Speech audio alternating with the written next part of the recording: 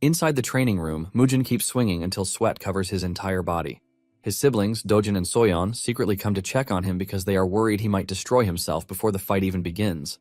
Soyeon even thinks he is pushing himself this hard because of the harsh words she said to him before. But Mujin just pats their heads and tells them not to worry. Then, while watching the kids copy his posture, something suddenly clicks in his mind. He realizes the secret of the Peerless Nine Swords is not just the swing.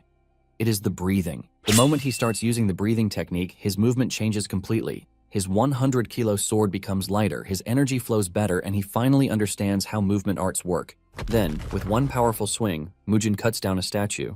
Mujin then decides to move to the training hall because the training room feels a bit cramped. The next day, the clan warriors still look at him like he is a joke, and that is when Mujin decides to show them that the useless madman they remember is already gone. Our MC Mujin fights the squad leader, Cheolboin, and he's playing with him like a kid, even dodging an attack in midair. This pisses Cheolboin off, and he demands that our MC fight him like a man. Mujin then drops down, picks up his 100-kilo sword like it's nothing. As they both lunge at each other, Mujin quickly pulls his sword back and strikes Cheolboin's blade so hard that it knocks his sword back. Taking this chance, he punches Cheolboin in the face so hard he almost flattens his nose and sends him crashing to the ground. The others are shocked because he was never this strong before. To understand why our MC can do this to a squad leader, let's go back to the beginning. Our MC, known as the Divine Demon, is a powerful swordsman who finds himself going up against 9 powerful sect leaders in a quest for vengeance. His amazing and terrifying sword skills allow him to match up to the sect leaders. He cuts them down with so much precision that they are all confused as to how he is doing it. Before they know it, they find themselves getting cut off one by one, leaving them to conclude that our MC is nothing but a monster. Even when those who were still standing managed to pin him down and push a sword through his heart, he pulled through and sent them all to the afterlife, ultimately stamping his name as the Divine Demon. Just when he is about to die, his life flashes before his very eyes, and he feels the sense of relief of having fulfilled his mission. Our MC remembers when he was getting jumped by 3 kids, since he was a troublemaker in the Murim. He was ultimately saved by his master, who trained him. But in the end, he lived by the sword, killing people left and right. He wonders if life is all about what he did, and in that moment, he remembers his late wife. The best moments of his life were the ones he spent with his wife, but they were later taken away from him. In tears, he wonders what the meaning of his life really is, and in the end, he closes his eyes in death. Suddenly, he hears ranting all around him, and he assumes that he is in hell until he opens his eyes to see some annoying group standing in front of him and trash-talking him. Our MC is totally confused as he doesn't understand a thing about what is happening. Standing beside him are 2 kids, and the male child is defending his elder brother, saying they can't hand over the clan's martial arts when his brother is still alive. He mentions that no matter what happens, the martial arts must remain in their clan, the Flamehua clan. While our MC is still questioning what is happening, the opposition leader suggests that they make a deal to remove all of their worries. He calls our MC, Hua Mujin, and tells him that he is ready to offer money since his clan is utterly poor. In return, Mujin will wager his clan's martial arts, but they are going to duel for it. The winner of the duel then takes everything. The little boy is shocked when he hears this, since his elder brother, our MC, is totally useless when it comes to martial arts. Our MC is tired of all the noise, and he is forced to ask the group who the hell is Mujin when he knows that he is entirely someone else. His so-called younger ones are left confused when he says this, and they stare at him like some kind of madman. Even his rival is forced to ask him what he said, and he reveals that he is known as the Divine Demon, but this only cracks him up, and he suggests that Mujin call him the King of the Underworld instead. Apparently, his annoying rival is Cheongdobo, and he is the second son of the Cheonghua merchant group. Mujin's siblings are pissed that his madness is already getting out of hand, which is why he is saying trash. Even the master of the Cheonghua merchant group, Buchoyeon, makes fun of the clan, saying their clan is already done for, since the eldest son is in a bad mental state. Mujin remains silent as he tries to understand what is really happening. Since he is not saying anything, Dobo assumes that he has accepted the duel, and he informs him that the duel will be held at the Byung Pavilion next month. Dobo reminds Mujin that they made the deal under the martial arts code, and he is not allowed to break it because there will be consequences for it. After the group is gone, Mujin's supposed siblings turn to him, asking him what he plans to do since they have forced a duel on him. What makes it worse is that Mujin has not even swung a sword before. Mujin laughs out loud when he hears this, since he knows that swordsmanship is everything that he lives and breathes. He tries to aura farm by accessing his inner energy, but he suddenly realizes that it is gone, like totally gone with no ounce of it left. Frustration sets in when he also realizes that his body is very frail and weak. His sister bursts into tears, begging Mujin to come to his freaking senses. The little girl tells Mujin that he is trash, and he also calls him a fool for getting walked on by the merchant group. Her brother scolds her for trash-talking their brother and suggests that she apologize, but she refuses. She blames Mujin for their parents' deaths, and she runs off in tears after saying this. The little boy apologizes on his sister's behalf, saying she sometimes loses herself in anger, and after saying this, he also leaves. Mujin is utterly confused because he can't believe that even children now hate his guts and they call him a madman. Mujin is confused, and he knows that the last thing he remembers is cutting through the sect leaders without mercy. Mujin believes that he should have died peacefully, but he has suddenly found himself in a strange body. He crashes to the ground in frustration, wondering who the kids are. Just then, a weird dude, who happens to be his assistant, comes running over to him, asking him why he went outside with his frail body. He claims that he has been worried about him, but Mujin simply asks him who he is because he obviously doesn't know him. The dude, Masok, is surprised to hear this, and he assumes that Mujin is suffering from another seizure due to the madness affecting him. Since he believes that Mujin is truly suffering from amnesia, he decides to tell him his backstory. Apparently, Hua Mujin was once a talented and reputable kid whom several Orthodox sects wanted as their disciple, and by age 23, he had become the clan's leader. Sok is tired of telling Mujin the story because he has repeated it over 6,000 times. Mujin doesn't think he was a promising kid because his energy core is obviously shit. In addition, he wants to know about the madness that everyone is talking about. Sok then decides to tell him about this too. 17 years ago, Mujin and Dobo had an unofficial duel, where they promised no inner energy. Mujin was 6 years old and Dobo was 9 years old at the time of the duel. Dobo agreed to this, and the fight between the two kids started. But as the fight progressed, Dobo broke their deal and struck Mujin with a punch imbued with inner energy. Mujin is disappointed at this, and he asks Dobo why he used the 7-wound fist techniques when they clearly promised not to do anything outside of throwing fists. Dobo makes fun of Mujin, telling him that the technique was passed down through the Kongdong sect and apparently the after effects are no joke. Apparently, Dobo had tested it out on his older brother who was acting all cocky and the technique left him bedridden. Since he was glad about how it turned out, Dobo was excited to see how it would turn out against Mujin. Basically, Mujin is now called a madman because they believe his condition is a result of the after effect of the 7-wound fist strike. Mujin is pissed that Dobo was the one who made him useless, but he is suddenly requesting a duel. Mujin then asks Sok how they handled Dobo after he rendered him useless. Sok then mentions that Mujin's father was the one who later gave the final verdict. Although Dobo was his cousin, he was also the son of the Cheonghua merchant group, considered to be one of the top 10 within the Central Plains. Even though Dobo did something terrible, Mujin's father only let him off with a warning. Mujin cannot believe just how useless the man is to have forgiven someone who rendered his son useless. Mujin concludes that the clan is total trash, and then he asks Sok where his parents are. Sok mentions that Mujin's condition progressively got worse, which led his father into debt because he was looking for ways to cure his illness. 9 years ago, his mother's sickness actually got really worse, and she passed away from it. 3 years later, his father joined his mother in the afterlife. Mujin basically became the son who killed his parents and ruined the clan. Because of this, the clan's reputation actually got trashed, and his siblings found themselves in a tight spot. All that is left of the family are debts and 2 loyal retainers and just a few martial artists. He also has his younger brother, Hua Dojin, and his sister, Hua Soyeon. Mujin finally realizes why his sister, Soyeon, said he is to blame for what happened to their parents. That night, Mujin went through the history books left behind by the original owner of the body, and he learned a few things from them. He realized that 30 years had passed since he defeated the 9 sects, and he now inhabits the body of a madman with no energy core. Since our MC carries no regret from his past life, he decides to live according to the Mujin and help out the helpless kids. However, he knows that the Cheonghua merchant group is going to be a big problem for him. They were basically the ones who rendered the body useless and also destroyed the clan. The first thing on his list is to plan for the duel he has against Dobo, which is the following month. Since the body is trash, he figures out that he has to rebuild his body from the beginning. He sits down to meditate and starts everything all over again like a beginner. He remembers that back in his old life, the first time he wanted to try cultivation, it was hard for him. However, things seem to be going smoothly with the current body thanks to the body's overwhelming innate martial aptitude. Mujin taps into the body's insane energy and tries to explore it to the max, leaving a golden light shining across his room.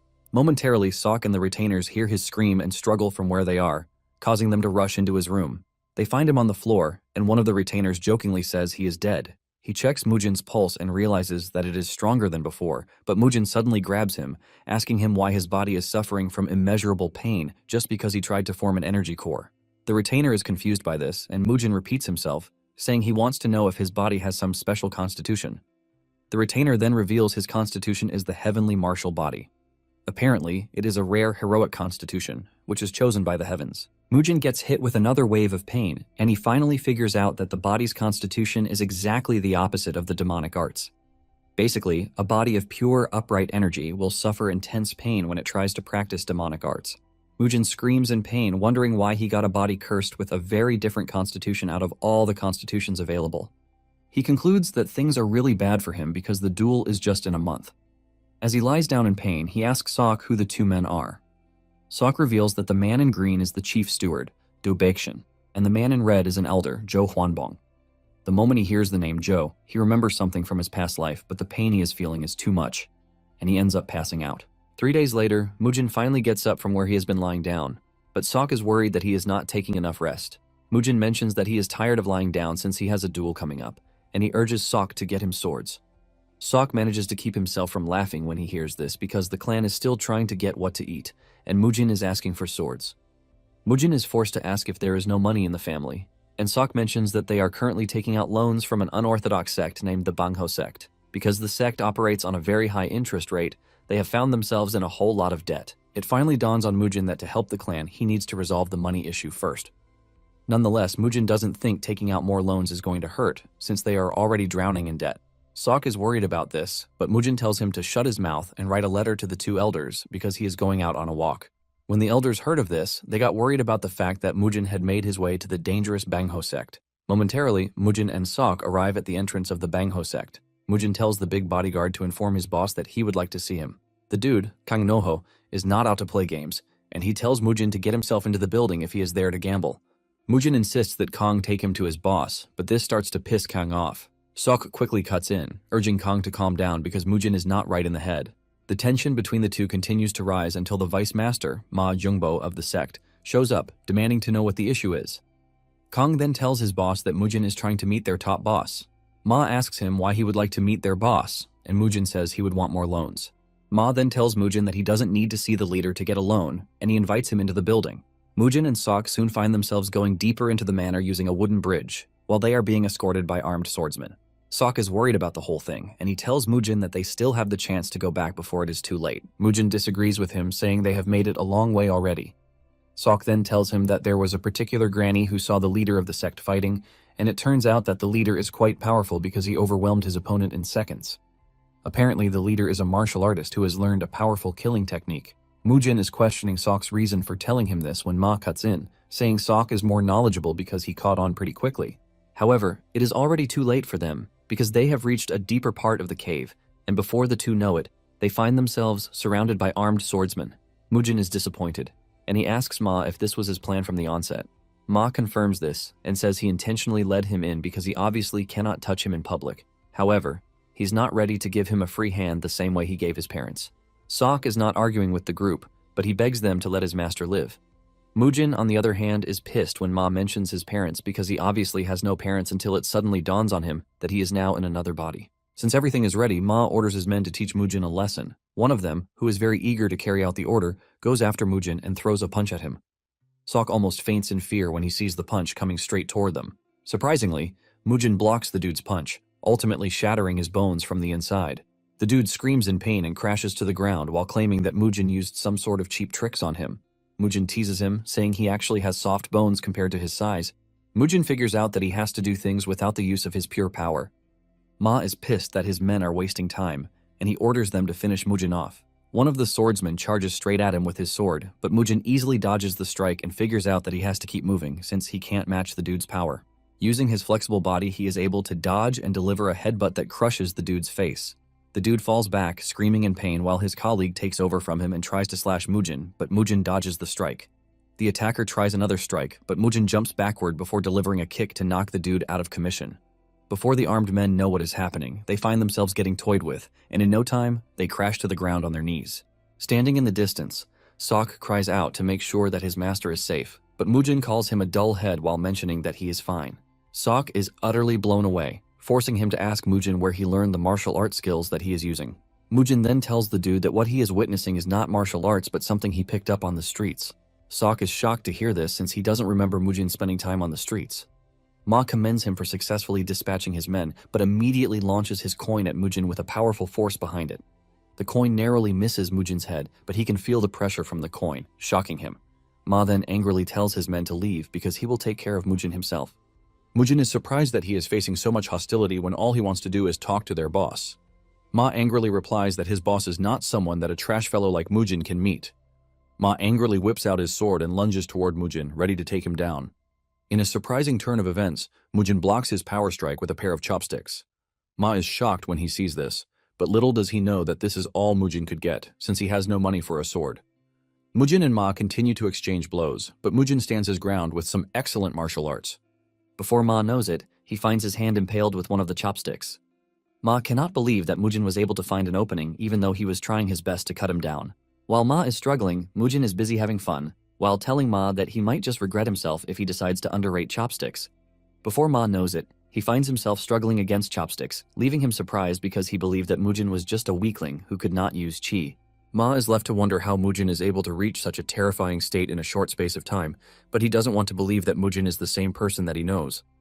Mujin continues puncturing his body with the chopsticks while telling him that he has such terrible skills. Ma refuses to lose to a pair of chopsticks, and he leaps into the air while aiming to finish Mujin off with his ultimate move. With how threatening he looks in the air, Mujin doesn't look scared one bit. He easily dodges Ma's attack, leaving him completely open. Ma is left to question why Mujin will have such a hidden power without him knowing. Mujin delivers a powerful punch to his body that fully destroys whatever pride he has left. With fear now reeking through Ma's body, Mujin repeats himself, saying all he wants is alone, but this time, he says it with a very deadly and terrifying face. Momentarily, Ma finally decides to sit down with Mujin after getting a thorough beating. His guards also find themselves bowing to Mujin while Ma talks with him. Ma then asks Mujin to tell him what he wants to know. Mujin asks Ma why his sect is lending a loan to his family without collateral, because he can sense malicious intent with the entire deal. Ma claims that they have no malicious intent, and Mujin is just overthinking things. Mujin doesn't believe this one bit because he can sense Ma's fear from where he is sitting. Mujin then decides to ask him again, but this time he urges him to think carefully if he doesn't want to be punished. Realizing that Mujin is not playing around, Ma finally reveals that they got their orders from the Cheonghua merchant group.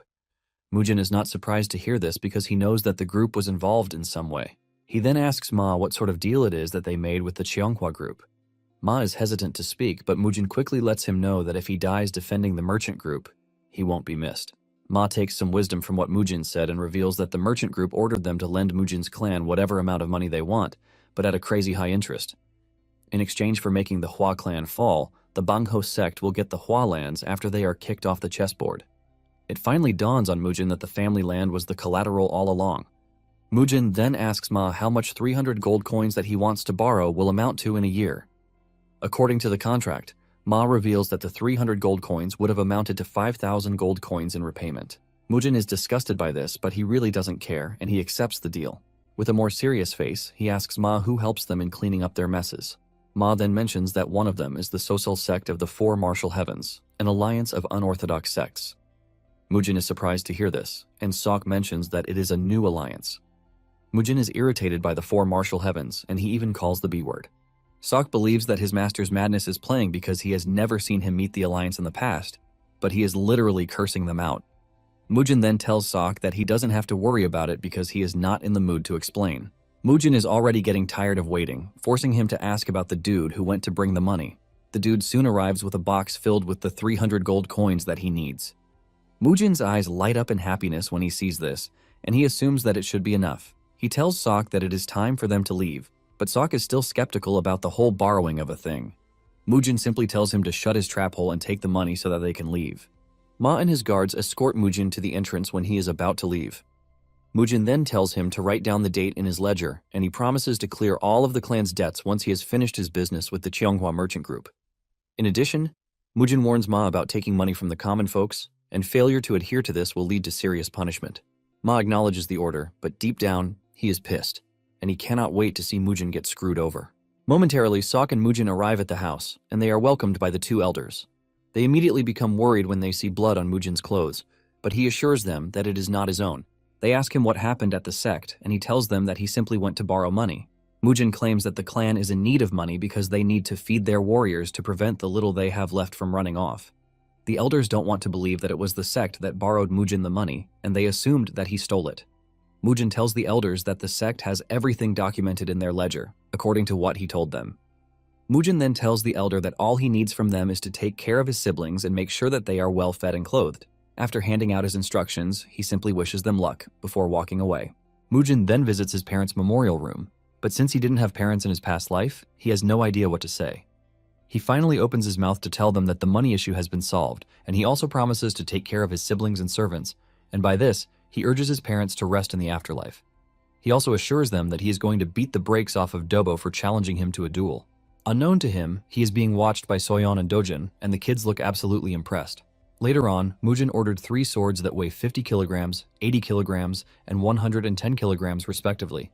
The servants who brought in the swords almost broke their backs while doing so, but Mujin is just glad that his swords finally arrived. Sok is forced to ask him what he plans to do with such heavy-ass swords, and Mujin smiles, saying he plans to do what everyone else does with a sword, which is obviously swing it. Mujin excitedly reaches for the 50-kilogram sword and plans to start with it. However, his smile soon fades when he realizes that the sword is too heavy for him to lift. He concludes that the body is nothing but trash. However, he is not ready to give up. Nonetheless, he realizes that he can lift it a bit if he uses his 2 hands. Mujin can see Sok staring at him in disgust, and he urges him to get down to preparing his meal. He reminds him to add loads of meat to his food, and Sok dejectedly walks away in worry. Mujin sits with the sword, with the push that he has just 2 weeks to train his heart out before the duel.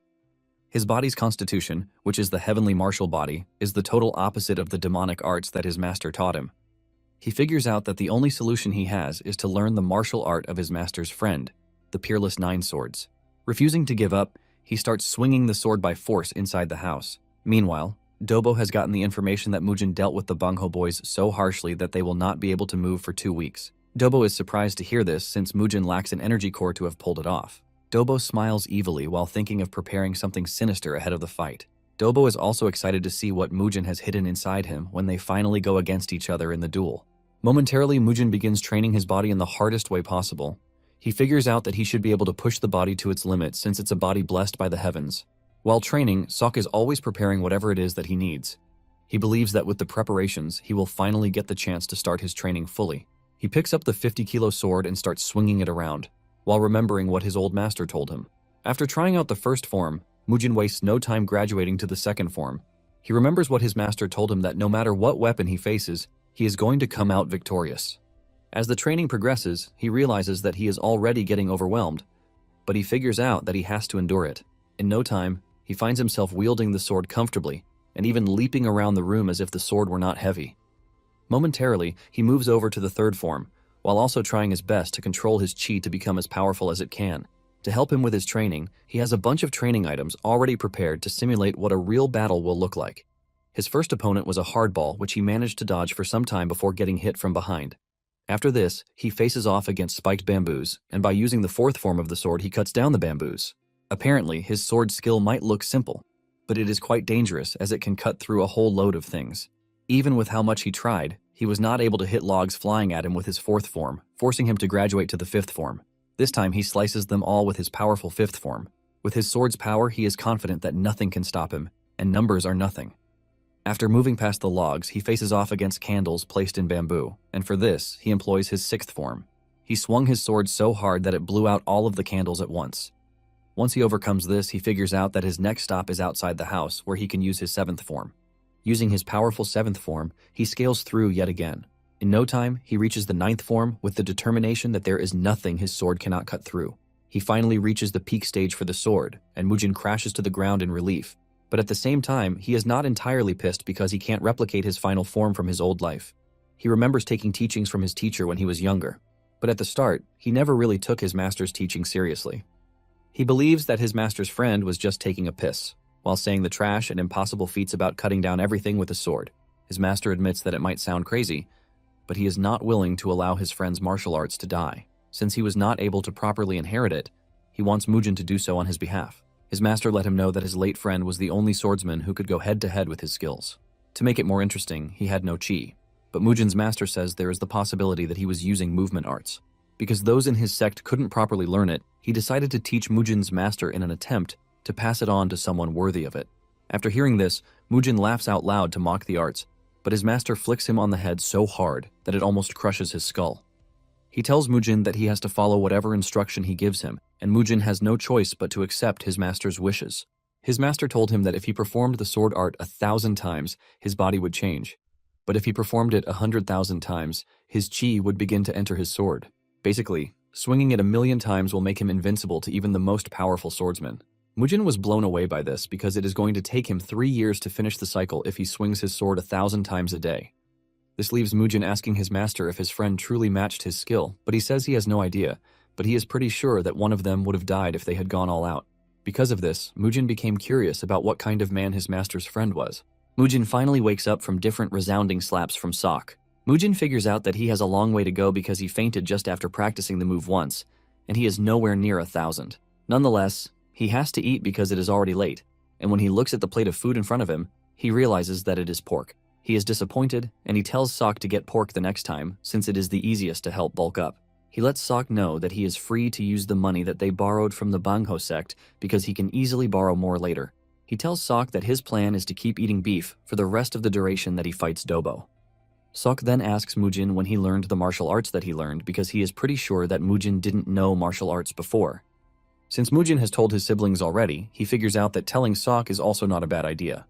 Mujin then reveals that he is not the real Mujin because his real identity is the divine demon. Sok assumes that Mujin is joking around and spewing some fantasy nonsense. Sok says he is only worried that Mujin is going to lose his memories and just disappear one day, but Mujin grabs him, assuring him that he is not going to leave the clan until it becomes the greatest clan in all of Sichuan. After all, Mujin has no choice since he has nothing else to do. Sok taunts his master, saying he is spewing trash, but this earns him a painful finger flick to the head. Once they are done talking, Mujin tells Sok that he is free to leave, and Sok does as told. Meanwhile, the two clan elders are trying to run away with the kids before the duel, since they believe that Dobo is going to kill Mujin, ultimately making the clan ripe for the taking. Shortly afterward, Mujin has trained his heart out so that he is now able to carry the 70-kilo sword with just one arm. However, his technique remains unstable, and he only has a week to the duel. He is sweating in the training room when the kids enter to check on him. Mujin urges them to leave because it is dangerous for them to be there. The kids tell Mujin that they are only worried about him because they have been watching him push himself to the limit for the past few days. Soyeon is worried that Mujin is doing all of these because of what she said, but she lets him know that she never meant it, because she was just angry. Staring at the two kids reminds our MC of his lover's siblings from his past life. Mujin pats them on the head, telling them that they have nothing to worry about. The two kids start to mimic Mujin, while commending how great his posture was. The way the two are arguing with each other on who is wrong or right makes him remember when he trained with his master and had it tough. Suddenly, it dawns on him that the most important thing with the Peerless Nine sword is the breathing technique. Realizing this, Mujin tells the kids that he is going to win no matter what, and he urges them to go back to their room. The kids are worried, but they assume that things are going to be fine. Once he is alone, Mujin begins the breathing technique while swinging his sword hard. With the help of the breathing technique, he is able to use up his collected internal energy all at once. Before he knows it, he already grasps the idea of the movement arts, which is a chi art where one builds up internal energy through movement. Basically, movement arts are considered low-rate martial arts, which is why people don't think much about them. Using the breathing technique, Mujin is able to swing the sword much easily, giving him what it takes to cut down a statue. Meanwhile, Jo Hwanbong is seen talking to Sok about Mujin's sudden change.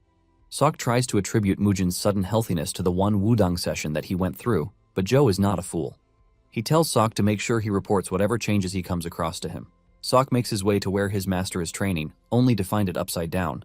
He tries telling him that his food is ready, but Mujin is disappointed, saying the training room is too small for him to train in. Because of this, Mujin says he will start using the training hall. Mujin makes his way to the big training hall only to find other warriors training there, and they all have their eyes on him. Sok tells the other warriors that he will have to train alone and suggests that they all move out of there. He urges them to use the other training hall, but the warriors are left wondering why a half-dead dude is spewing out instructions to them. They believe that Mujin is not a freaking martial artist just because he has a sword. Mujin notices the differences in their mood, and he comments on this. The other warriors want to stand up against Mujin, but the squad leader, Cheol Boyne, tells his men to leave the hall for the young master. Cheol ultimately believes that Mujin has lost his mind yet again. Just then, Mujin stops Cheol, letting him know that he should be a man and talk to him directly. Cheol then turns back, and Mujin suggests that they fight, since they are swordsmen. Cheol says he would not do this because Mujin is the future leader of the clan. Mujin then tells Cheol to remain a coward and not show his face, since he knows that he can't back his word. This is enough to get Cheol to unsheath his sword, ready to take on Mujin. The fight begins, and Mujin immediately pushes his sword into the ground before leaping toward Cheol in a daring move. He gets to Cheol and pushes his head before he can even react. The warriors are genuinely confused because they have never seen a duel without a sword before. Mujin continues toying with Cheol by moving around pretty fast, while Cheol struggles really hard. Cheol soon gets frustrated, and he tells Mujin to fight him like a man and stop evading his attacks. Mujin finally agrees to take him seriously a bit by grabbing his sword, but Cheol wastes no time running his mouth, saying Mujin is to blame for everything that has happened to the clan. Since Mujin is the cause of the problems, Cheol doesn't think he deserves to learn martial arts. Cheol dashes toward Mujin, but he meets him halfway with the 9th form of his peerless sword technique, ultimately shaking up his internal energy. Mujin doesn't give Cheol any breathing space, as he lands a devastating punch to his face. Cheol is sent to the floor with blood spilling everywhere, while Mujin lets him know that things are about to be different. As he crashes to the ground, Cheol finally realizes the bitter truth that Mujin has fully changed. He can sense the determination burning right out of Mujin's body, unlike before. Cheol hits the ground, ultimately shocking Sok and the other warriors watching the duel. The warriors run over to check on their boss, who is lying down, totally knocked out. Mujin stands like a proper winner, while asking Cheol if he has any problems concerning his victory. One of the warriors screams at Mujin, telling him that he used a cowardly move. Cheol pulls himself together and screams at the dude to shut his mouth before admitting that he actually lost. Cheol pays his respect to Mujin while telling him that he has actually learned from him. Mujin acknowledges his respect and tells him that he is free to leave. As the warriors are stepping out of the hall, Mujin tells Sok to join them, since he truly wants to be alone. The aggrieved warrior continues complaining, and he believes that Cheol went easy on Mujin, but he lets him know that he didn't because he was planning to leave him half dead. The dude doesn't want to believe this, but Cheol lets him know that he is dead serious. Cheol says he doesn't know the full story, but it is evident that their young master has exponentially improved. Sok, on the other hand, is also wondering when Mujin changed so much, but at the same time, he is thankful that he actually changed. That night, the two elders have a meeting concerning the upcoming duel. The two have been in the clan for over 36 years and have been loyal ever since then. They talk about how amazing the Flame Emperor was during his younger days. He was a competent young man who showed off martial arts in such a way that even the powerful Tang clan had to admit that he was one of a kind. Basically, the elders were mesmerized by his strength, and they both swore allegiance to him. Joe believes that they are trying to break the loyalty, but Do disagrees, saying they just need to resolve the bloodline problem. Do says they have been looking after Mujin for 17 years, but the clan has been in decline ever since then. The two believe that they have done enough, and there is no way the Flame Emperor is going to blame them once they reach the afterlife. Basically, they have gathered the money they need to relocate, and in addition to this, a few martial artists to help them out. Du then tells Joe that he should leave first, while he stays behind to look after Mujin some more. Apparently, the martial master of the Kongdong sect hired by the Cheonghua will be the witness for the duel. Joe is surprised to hear this, since it is all pointing toward cheating. The merchant group is basically an evil bunch of craps who will make sure that there is nothing left of the Hua clan. Du tells Joe to take the kids and wait for him at their promised location, even though it will be a huge shock to the kids. Later on, Mujin realizes that the amount of beef he is getting smaller, leaving him to ask Sok why this is. Sok then reveals that the steward is giving him little money, and even though Mujin is pissed about the whole thing, he leaves it aside to show Mujin his cool outfit. Sok crushes his beautiful imagination by telling him that he looks better when he was all bandaged up. When it is time to leave for the duel, Mujin runs into Do outside the house. Mujin initially thinks he is there to stop him, but he says no, revealing that he is actually there to follow him to the duel. Mujin figures out that Do is just worrying himself when all he plans to do is beat his rival to a pulp. With this, Sok and Do join Mujin on the way to the duel venue. At the arena, everywhere is bustling with a crowd who want to see the duel and those who are there to make bets. Because of the high odds placed on Mujin, most put their money on him. Momentarily, he arrives at the arena with lollipops in his mouth, and those who saw him believe he is a weakling and would even prefer to cancel their bets. When he steps into the arena, he meets Choyeon, who asks him if he really wants to go ahead with the duel. The spectators, hearing this, believe that Mujin was the one who requested the duel first despite his weakness, and they believe that his madness is running riot. Mujin is utterly pissed when he realizes that the group is already painting them as the bad guys, and he plans to punish them for this. Mujin confidently tells Choyeon that he is not going to sit around and let her steal the secret manual of his clan, which is precisely why he has to fight them. The spectators are shocked to hear this because they never expected a merchant group to go after a martial arts secret technique. Choyeon is totally confident about the way things are going, and she believes that Mujin will pay for trying to act cool. The fire is set and all preparations are ready for the duel. The host announces that the duel's witness will be Han Yigong of the Kongdong sect. Han is seen standing on the balcony, looking all cool and strong, ready to bear witness to his master's wishes. He tells Dobo and Mujin to both fight fairly in front of the watching crowd. Just then, Dobo makes a shocking revelation, telling Mujin that the martial outfit that he is currently wearing was sent personally by him as a commemoration of Mujin's return. Mujin smiles when he hears this, and he whips out his large sword, telling Dobo that he will have no choice but to return the remaining goods after the duel. The entire crowd is shocked to see this because they have never seen anyone engage in a duel with such a large sword. In addition to this, they all believed that the Flame Emperor is known for his bare-handed martial arts. Even Do is shocked, and he asks Sok if Mujin said anything unusual. Basically, the two initially suggested that Mujin run because they believe he has no way of defeating his opponent. However, Sok is starting to have some sort of belief in Mujin, saying he might have a chance, but Do's conviction is completely different. Once both sides are ready, the referee hits the bell to start the game. Enraged, Mujin goes after Dobo right off the bat. He swings his large sword at him, delivering a powerful and devastating attack. Dobo narrowly dodges the strike, but it destroys the ground that it hits. The spectators are blown away because they never expected Mujin to be that fast and exceptionally strong. What everyone believed was that Mujin had no martial arts capability, but he was moving in such a crazy manner. Even Dobo is utterly shocked since he was expecting a very easy duel. Mujin continues with his attack as he charges toward Dobo yet again. He continues swinging his sword at him, but Dobo manages to block his hit, and they stand toe-to-toe against each other. This leaves a clashing sound and a glorious sight for them to see. Choyeon is surprised that Mujin is actually staying in the fight more than she gave him credit for. However, she is convinced that no matter what training he has done, he is still nowhere near Dobo. Mujin continues swinging his big sword at Dobo, but he easily dodges it, thanks to his flexibility. As the fight progresses, Dobo manages to land a counterattack that sends Mujin backwards, and he swears he is going to leave Mujin in a worse position than before. He is confident that he has what it takes to break a man's will. Standing at the balcony, Do confesses that he is impressed by how Mujin is holding out in the fight. Sok then tells Do that with what he is looking at, Mujin has not even revealed his trump card yet. Do believes that Sok is saying trash, but Sok mentions that he secretly watched Mujin train on his own, and he assures Do that something more powerful is coming. As the fight progresses, Mujin figures out that his strength is currently on par with Dobo's, leaving him to question the training procedure. However, he is not worried because no matter how strong his opponent is, he will always win, and this time, he plans to kill Dobo. Meanwhile, Jo is transporting Mujin's siblings, and he has arrived at his destination with them sleeping. He remembers Do telling him that the reason he is not coming yet is because he would like to stay around and gather whatever remains of Mujin after Dobo kills him. Even though Jo doesn't know if what they are doing is right, at least they have started already. Back in the arena, the two are still going at each other. Mujin is not worried because he believes that Dobo is nothing but a rookie to him. The two continue to trade blows, and even though it appears that they are matched, some believe that Mujin actually has the upper hand. People have started talking trash about Mujin, saying he is not that impressive. Just then, Dobo launches a powerful attack that he aims straight at Mujin. Do and Sok almost faint as they watch the attack go straight for Mujin, and all they can do is pray that he actually dodges the attack. Realizing that Dobo is onto him, Mujin employs the Peerless Nine Swords first form, the preemptive step.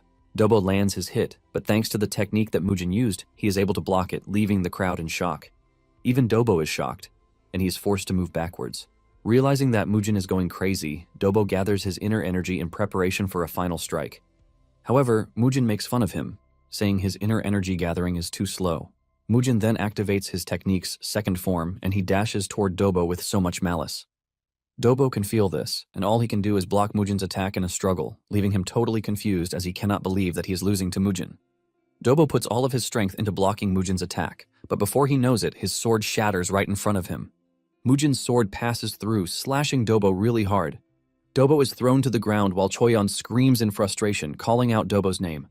Dobo lies there in a pool of his own blood with his right arm missing, and Mujin automatically wins the duel. Mujin then walks over to Dobo's arm and says he will be taking it with him as payment for the 17 years of grudge. Choyeon is shocked to hear this, and Mujin says that the merchant group might actually find a way to reattach his arm. Han leaps off from where he is watching to check on Dobo. Choyeon also rushes at them, and Han mentions that Dobo's energy core has also been destroyed. Han stares at Mujin, asking him if he really had to go that far. Mujin acts confused, asking Han what he meant by what he said, and Han says there was a clear gap in their skills because the fight was already over a long time ago. Mujin then replies that since he has a big mouth, he also has a lot to say. Mujin then asks if it was really necessary to use the 7-wound fist strike on the head of a 5-year-old child with no martial arts skill. With pure rage in his eyes, Mujin tells Han that what he just did is merely a closure of a grudge that he has been holding for the past 17 years. Mujin also adds that they are about to start paying for everything they have done against the Hua clan.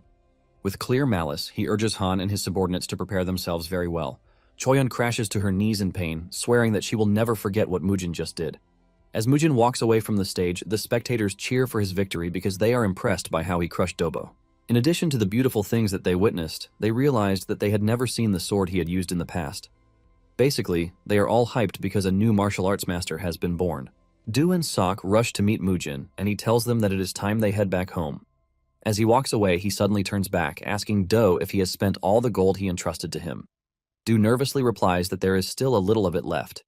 Mujin then says he might have to stop by the Bangho sect because he would have to borrow money. Suddenly he tells Do that he doesn't care if he, Joe, and the other martial artists want to leave, but he lets him know that there will be great consequences if they try to take his siblings from him.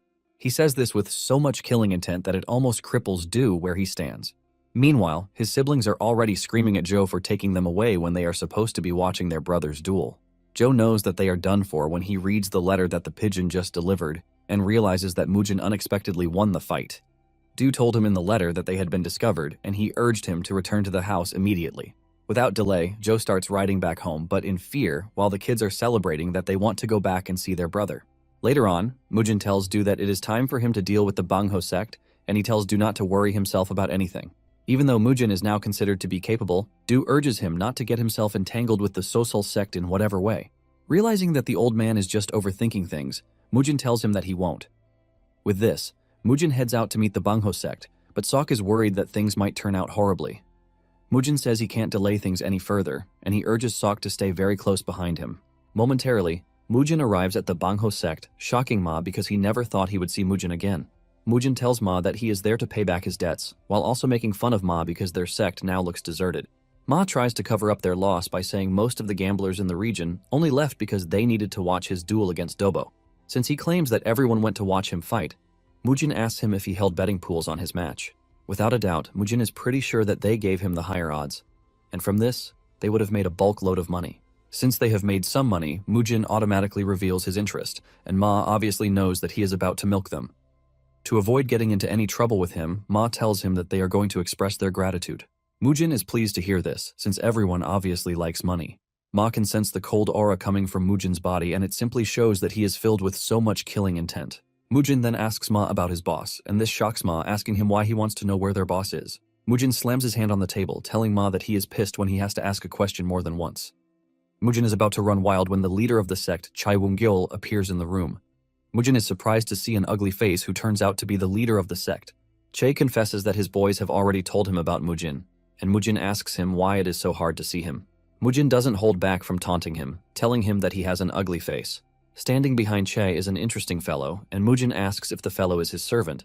Flowing out of the dude is pure malice, and he turns out to be Death Black Crow from the Sosol sect. Black Crow scolds Mujin for eyeing his money, and even though he was told to avoid the Sosol sect, Mujin just found himself staring at one. Mujin simply tells the dude to keep his mouth shut if he doesn't want to die. Black Crow angrily dashes at Mujin, ready to tear him apart, and this scares Sok. Mujin doesn't feel any threat coming from Black Crow, as he is determined to take down anyone who gets in his way. Mujin throws a chopstick at Black Crow, and with so much power behind it, he punctures his hand. This is when it dawns on Black Crow that Mujin is not an ordinary dude, and he needs to take him seriously. Mujin then tells Black Crow that he wants no compliment from someone as trashy as him, but this gets Black Crow mad, and he angrily runs toward Mujin again. This time, Mujin decides to meet him halfway, and he runs toward him, but suddenly vanishes right in front of him. He appears behind him, shocking him. Black Crow frantically throws hands at Mujin, but he easily dodges while making it obvious that he is toying with him. Black Crow cannot believe that someone as young as Mujin is actually dodging his attacks. Mujin then decides to put one more hole in Black Crow. Mujin pushes the chopstick into his left eye, causing him so much pain that his scream scares those who are watching. Black Crow falls to his knees while calling Mujin the B word, telling him that the Sosol sect will come for him for attacking a member. Mujin is interested to see what the sect is capable of, and he kicks Black Crow in the head, while telling him to urge the Sosol sect to come at him all they want. However, before the sect comes, Mujin lets Black Crow know that he is not leaving the room alive. Just then, Black Crow starts begging, telling Mujin that he is ready to give him anything he wants as long as he spares his life. Mujin is surprised that Black Crow desires to live, but since he offered him wealth, Mujin holds back from sending him to the afterlife. Black Crow says all his wealth is in Dachang, but he promises to bring them back. Mujin is ready to take the deal, but he assures him that he is a dead man if he doesn't return with the money. With fear creeping through his body, he rushes off, promising to be back as fast as he can. Once he is done dealing with the Black Crow, he turns to Che, who is already pissing his body, and he tells him that it is time they settle their debt. Che immediately falls to his knees, begging to be spared, while promising to give everything that he has. Mujin laughs at this, telling Che that he has nothing to offer him because his properties are already his. Che is confused when he hears this, and Mujin tells him to add the profits he has gotten out of commoners in addition to the lives he has ruined by manipulating martial clans to equal out his assets. With tears in his eyes, Che says he is willing to give Mujin everything, but this pisses Mujin off and he shatters Che's brain, reminding him that he can't offer him what he already has. Fear grips everyone watching this, and Mujin turns to them, asking them who is after him in the command line. Ma quickly steps up, saying he is the vice sect leader, and he falls to his knees, begging to be spared. He promises Mujin that he is going to live honestly if given another chance. Because he pleaded sincerely, Mujin decided to spare his life. Mujin then asks Ma how much Che was worth, and Ma starts with his house. He says everything is worth 4,000 gold, and Bangho's assets are about 10,000 gold. In addition, there is a 500 gold tribute from the Sozal sect.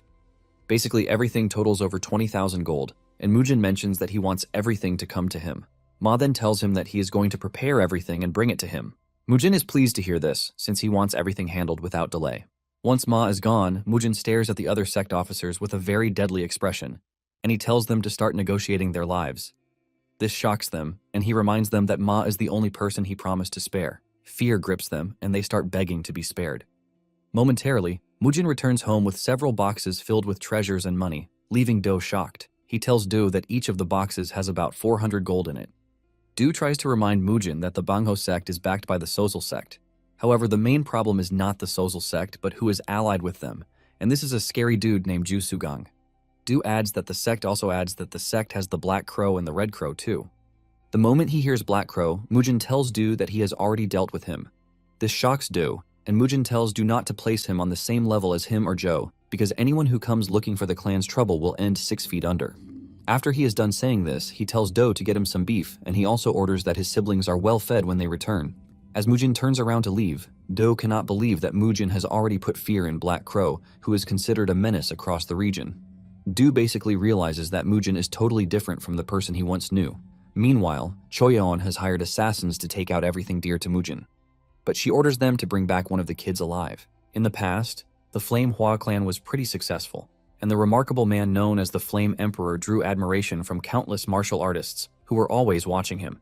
He even received praises from the prestigious Tang clan of Sichuan. In a single generation, the Flame Hua clan became a martial clan that no one could ignore. Those who are considered peak martial artists even think twice before messing with the Flame Hua clan. Because of this, there was a time when the people of Xichang would cheer passionately whenever the clan's members walked the streets. However, after the Flame Emperor died, the next patriarch showed how trash he is, and because of this, the Flame Hua clan gradually declined. Those who had been loyal to the family started walking away one after the other. With this, the image of the emperor who once ruled his world became split among those who remember him and those who don't. But the one thing that remains is that he is an extraordinary man.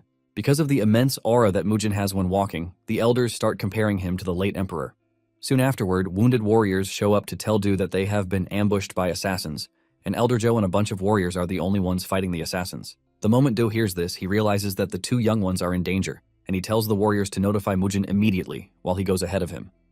In the forest, Joe finds himself standing up against the assassins, since the warriors with him have been taken down. Even in the face of immense danger, he stands strong with all readiness to protect the kids. Just as he is about to be overwhelmed, Du shows up just in time to lend him a helping hand. This pisses the assassins off because they had almost accomplished their mission before Du showed up. The assassin leader screams at his men, telling them to take down the 2, and another round of fierce battle ensues. Du manages to exchange a few blows with the assassins, but old age soon catches up to him and the assassins get the upper hand. Before he knows it, he gets cut on the shoulder, forcing him backwards. One of the assassins then makes Du his mission, and he tells his comrades to kill one of the kids. He pushes Du backward, forcing him to stay on the defense, but Du refuses to back down. Moments later, Du gets cut really badly, and he screams out in pain. Du crashes to the ground with no way to defend himself or the kids. Since Du is out of the equation, the assassins focus their attention on the kids, asking which of them they are going to kill or spare. Even though Dojin can't do anything to help, he still stands his ground to defend his sister, and the assassins decide that he will be the one to die. Just as they are about to cut Dojin down, Mujin's voice echoes through the forest, telling them to stop right where they are. He looks absolutely menacing as he dashes toward them at a great speed, but the assassins don't look scared since Mujin was previously known as trash. The assassin leader then tells his men to kill Mujin, since he has decided to get in their way. One of the assassins dashes toward Mujin, but Mujin uses him as the first target for his rage. He shatters the dude's sword with little to no effort before launching a vertical strike that cuts the dude in half. Without wasting time, he moves past the dude and heads for the rest of the assassins. The moment they see how crazy he is, the leader of the assassins orders his men to come together and take Mujin down at once. The group quickly gangs up on him, but before they can reach him, Mujin activates the Peerless Nine Swords' fifth form, called the Army Slayer technique, and he slices through all of them like tissue. One of them tries to get the edge on Mujin, but he easily dodges before relieving the dude of his head. This is when it finally dawns on the surviving assassin that they are going up against a monster.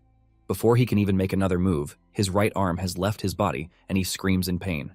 Mujin then tells him not to make another move if he still wants to remain among the living. Mujin turns around to see Jo helping Do up, and Dojin is covering his sister's eyes so she doesn't see the carnage going on in front of them. Dojin assures his sister that they have nothing to fear because Mujin has shown up and has beaten up all the bad guys. Mujin walks up to the two and he asks them if they are okay. Dojin assures him that they are good, and Mujin suggests that they must have been scared. But Dojin tells him that he is not, claiming that he is the son of a martial master. Mujin is relieved to hear this and he pats the boy on the head for his bravery. He then tells Elder Jo to take the wounded warriors and his siblings back to the estate. The moment the group leaves, Mujin turns his attention to the last assassin, telling him to keep his mouth shut about his chopped-off arm. Mujin then asks him if he was sent by the Chonghua merchant group. The dude hesitates before answering, and Mujin tells him that he might spare his life if he answers honestly. The assassin gets curious when he hears this, and he quickly reveals that Choyeon hired them through the Death Forest faction. After telling Mujin what he knows, he asks him if he is going to let him just like he said. Mujin then tells him to run back to Choyeon to tell her that he has wiped out the group she sent after his siblings, and to let her know that he is coming for her head next. Later on, everyone has their eyes on Mujin as he walks through the street with his body soaked in blood. Those who have been looking down on him in the past couldn't do that again, since they can't risk becoming one of his victims. The people are curious to know if the prodigy that they knew when he was a kid is finally back. After making sure he has farmed enough aura on the street, Mujin finally returns home and Masak comes running over to welcome him, but Mujin pushes his head aside. He asks Masak if the wounded warriors are all in the medicine hall, and he says yes. Masak reveals that Dojin and his sister are also resting in their chambers to regain their strength. Mujin is glad to hear this, and he tells Masak to prepare a bath for him. Moments later, Mujin soaks himself in the nice bath prepared for him by Mujin. While taking his bath, he thinks of his siblings and his desire to keep them away from seeing the bad in the world. Even though they are children from a martial clan, Mujin doesn't think it is right for them to be exposed to cruelty at a young age. However, at the same time, he is worried that he is projecting his past fear onto them. The next day at the medicine hall, Mujin walks up to Elder Jo to ask him about the Red Flame art manual. Jo is shocked when he hears this, and Mujin asks him why he is startled.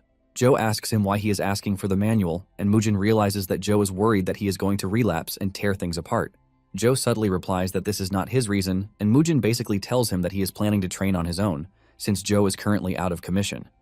Mujin can also see that Jo is doubting his ability, but Jo denies this. Mujin then assures Jo that he has nothing to worry about because he is not going to throw a fit. Realizing that Mujin has no ill intentions, Jo finally provides the manual for him. After Mujin is gone, Jo expresses his worry to Do, asking him if he has not made the wrong decision by giving Mujin the manual. Do tells him not to worry because Mujin has been displaying some really excellent swordsmanship of late. Do says it was because of Mujin that they were able to survive the assassination attempt. Do also adds that Mujin appears to have been cured, and he believes that the Taoist's treatment is working. Jo agrees that the treatment is working, but at the same time he wonders if the treatment is also helping with his martial arts skills. Do also say Mujin's sudden improvement is something to note, and he believes that he had a fateful encounter because this is the only explanation for his sudden improvement. Jo is happy with the way things are going, and he believes that the clan's decline is finally coming to an end. At the training ground, Mujin calls his siblings together to train them. Mujin explains the concept of the whole training to them, telling them that they are expected to move very fluidly. He mentions that it is a fundamental movement technique that he created himself based on the countless real combat experiences. The two are impressed when they hear this, and Soyeon cuts in, expressing her shock, since Elder Jo claimed that Mujin has no real combat experience. Dojin cannot believe that his sister is basically saying things as they are. Mujin then suggests that they move past the boring talks, and he tells the two to come at him with the basic fist technique that they have learned. The two take their pose, and they come after Mujin at the same time, but their movements leave Mujin ultimately disappointed. The display from the two made Mujin wonder if the two were truly from a martial clan. He realizes that the two lack the basic movement to even be considered martial arts. Frustrated by the poor showing that they are displaying, he tells them to stop. He says they need to stop training for the day because his head hurts. The two are surprised that he is claiming he has a headache when they didn't even touch his head. Mujin then lies that the two are more skilled than he thought. He tells them that the only thing they need to do at the moment is to strengthen their bodies before learning any advanced techniques. After the two are gone, Mujin realizes that he has a big task on his hands and it won't be easy. He then realizes that his master must have had a hard time training him too. Nonetheless, Mujin is prepared to restore the clan to its greatness since he was the one to blame for what happened. In addition to this, Mujin aims to defeat the one person he failed to defeat in his previous life. Mujin then grabs his sword and he begins his solo training. And he can clearly see that the sword has gotten really light in his hand. He also figures out that his speed is increasing with every repetition of sword forms. Some days later, Du and Joe finally return to duty. Masak tells him that they have done everything he asked, and he commends them for a job well done. But Masak wanted more. Mujin angrily reminds him of what would have happened if he had arrived on the scene a bit later. Mujin then warns the elders, telling them that they are going to die if they ever pull such a stunt again. The two acknowledge this, and they bow to Mujin while apologizing for being foolish. Moments later, the said Taoist who treated Mujin Do Youngsu shows up. Mujin doesn't know who he is, and he has already insulted him before Masak tells him that he is the Taoist who treated him. Masak apologizes to the old man, saying Mujin has not fully recovered, which is why he is acting the way he is. But Mujin kicks him off for saying trash about him. Mujin then decides to play along, and he tells the old man that he is sorry for not recognizing him. Mujin urges the man to follow him, since he must be exhausted from his long journey. Some days earlier, Masak had told Mujin about the Taoist priest, saying he inherited the Taoist lineage of the Wudang sect. Masak claims that Mujin was healed thanks to the positive energy healing from the priest, and he reveals that the chief steward paid a huge sum to invite the Taoist. Now in the present day, Mujin is glad that he is finally meeting the man, which is why he is inviting him inside the compound. Mujin then asks him if it is true that he inherited the Wudang sect's Taoist lineage, and Youngsu confirms this, while acting all cool. He mentions that he is the only Taoist to inherit the essence of the Wudang sect's true lineage. The moment Mujin hears this, he stamps on his feet and asks him with all seriousness if he is truly the Wudang White Immortal, because he has never heard of any successor of Wudang's Taoist lineage still alive. Youngsu wants to act like a fool, but Mujin lets him know that he has a little time frame to come clean before he changes his mind. The Taoist maintains his innocence, asking Mujin if he is doubting the one person who healed him, but Mujin immediately whips out his large sword. He tells Youngsu that since he is claiming to be a Taoist, he says he should have no issue dodging his strike. Mujin swings his sword and barely misses cutting the old man in half, but the strike leaves a huge dent in the floor. Masak and the elders panic when they see this because they believe he is going crazy. Mujin tells the trio to keep their mouths shut and get him water because he wants to show them something funny. The moment the water arrives, Mujin soaks Youngsu with it. Youngsu still tries to act like he knows nothing, as he asks Mujin if this is the way they repay kindness in the clan. Mujin ignores him and grabs his long beard, which immediately comes off, shocking the elders and Masak. Even Youngsu realizes that he is screwed because they have found out that he is wearing a fake beard. Mujin makes fun of him, saying he even tried his best to glue the beard carefully. Youngsu soon finds himself answering to Mujin and his retainers, and Masak asks Mujin what he plans to do to the dude. Mujin replies that he has no intentions of letting Youngsu go, and he says he might just cut off his limbs and turn him into an eunuch too. Youngsu freaks out when he hears this, and he starts begging Mujin to spare him. Mujin assures him that he has no intention of killing him because if he does, there is no way for him to get his money back. Mujin says he just wants to cut off his limbs, but Youngsu begs in fear, telling Mujin to leave his body parts intact. Youngsu promises to return all the money that he swindled. Mujin accepts the deal, but lets him know that he is also going to charge him for not cutting off his limbs and manhood. Scared for his limbs, Youngsu tells Mujin that he is ready to pay back any amount as long as Mujin leaves him whole. Mujin then asks Do how much the dude collected from him, and Do reveals that he paid him 50 gold nyang. Mujin hears this and expresses his disappointment about how gullible Do is to have fallen for Youngsu's scam. In his defense, Do says he heard that Youngsu was a great healer. Mujin then turns to Youngsu, telling him that the first thing he's going to do is pay back the 50 gold. Youngsu reveals his intention to pay back the money, but claims that the money is back at his residence in Jinyang. Without hesitation, Mujin tells him to lead the way to Jinyang, which is 4 hours away. Do and Joe ask if they should come along, but Mujin tells them that there is no need for this, since they are still recovering. He urges them to stay at home and make sure that there is no trouble. As he leaves with Youngsu, Do senses Joe's worry, and he urges him to trust the dude on the matter because he is no longer the man he used to be. Moments later, they get to where Youngsu's carriage is waiting, and Mujin is shocked to see the type of luxurious carriage that the dude is riding. This basically shows how well his scamming business is going. Mujin is even more blown away when he steps into the carriage and sees just how decorated it is. The inside is lined with cotton and finished with leather, and Youngsu says it is perfectly done because he travels a lot, so comfort is a necessity. Mujin smirks, saying Youngsu has a strong work ethic for someone who is a cook, and he asks him why he is not doing honest work, since he is a professional. Youngsu bows his head to Mujin, assuring him that he is going to embark on something legit from that moment forward. Mujin then lies down comfortably, telling the old dude that he needs to sleep. He suggests that he wake him when they have arrived at their destination. Youngsu acknowledges the order and assures Mujin that he will wake him the moment they arrive. Deep down, Youngsu holds ill intent toward Mujin, and he can't wait to show him what happens when someone wrongs him.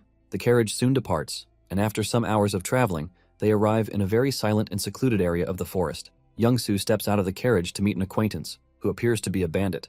He tells the dude that Mujin is fast asleep inside the carriage.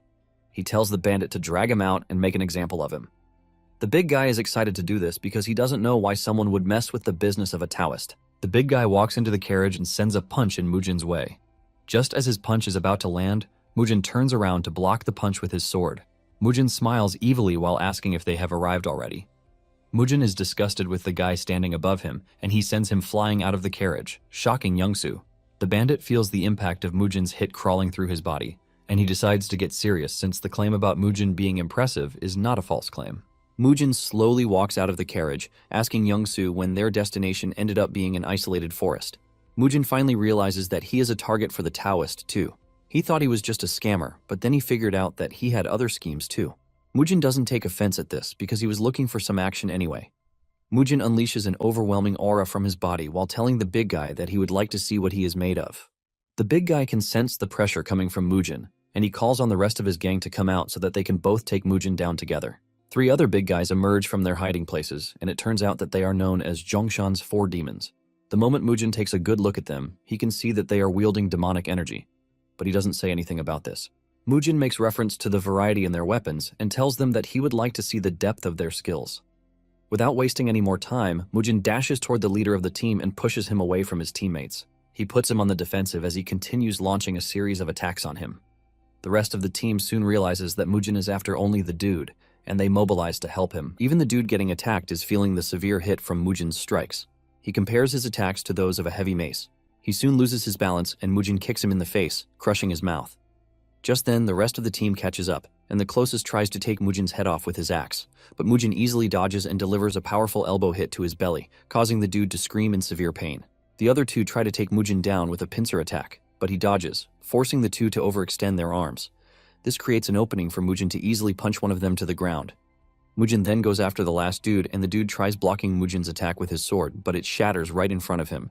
Mujin's sword almost cuts the dude in half, but Mujin holds back. The dude's life flashes before his eyes, and while he is still trembling from this, Mujin sends him flying with a powerful kick to the chest. With this, Mujin takes the 4 down, and he has them on their knees, struggling to breathe.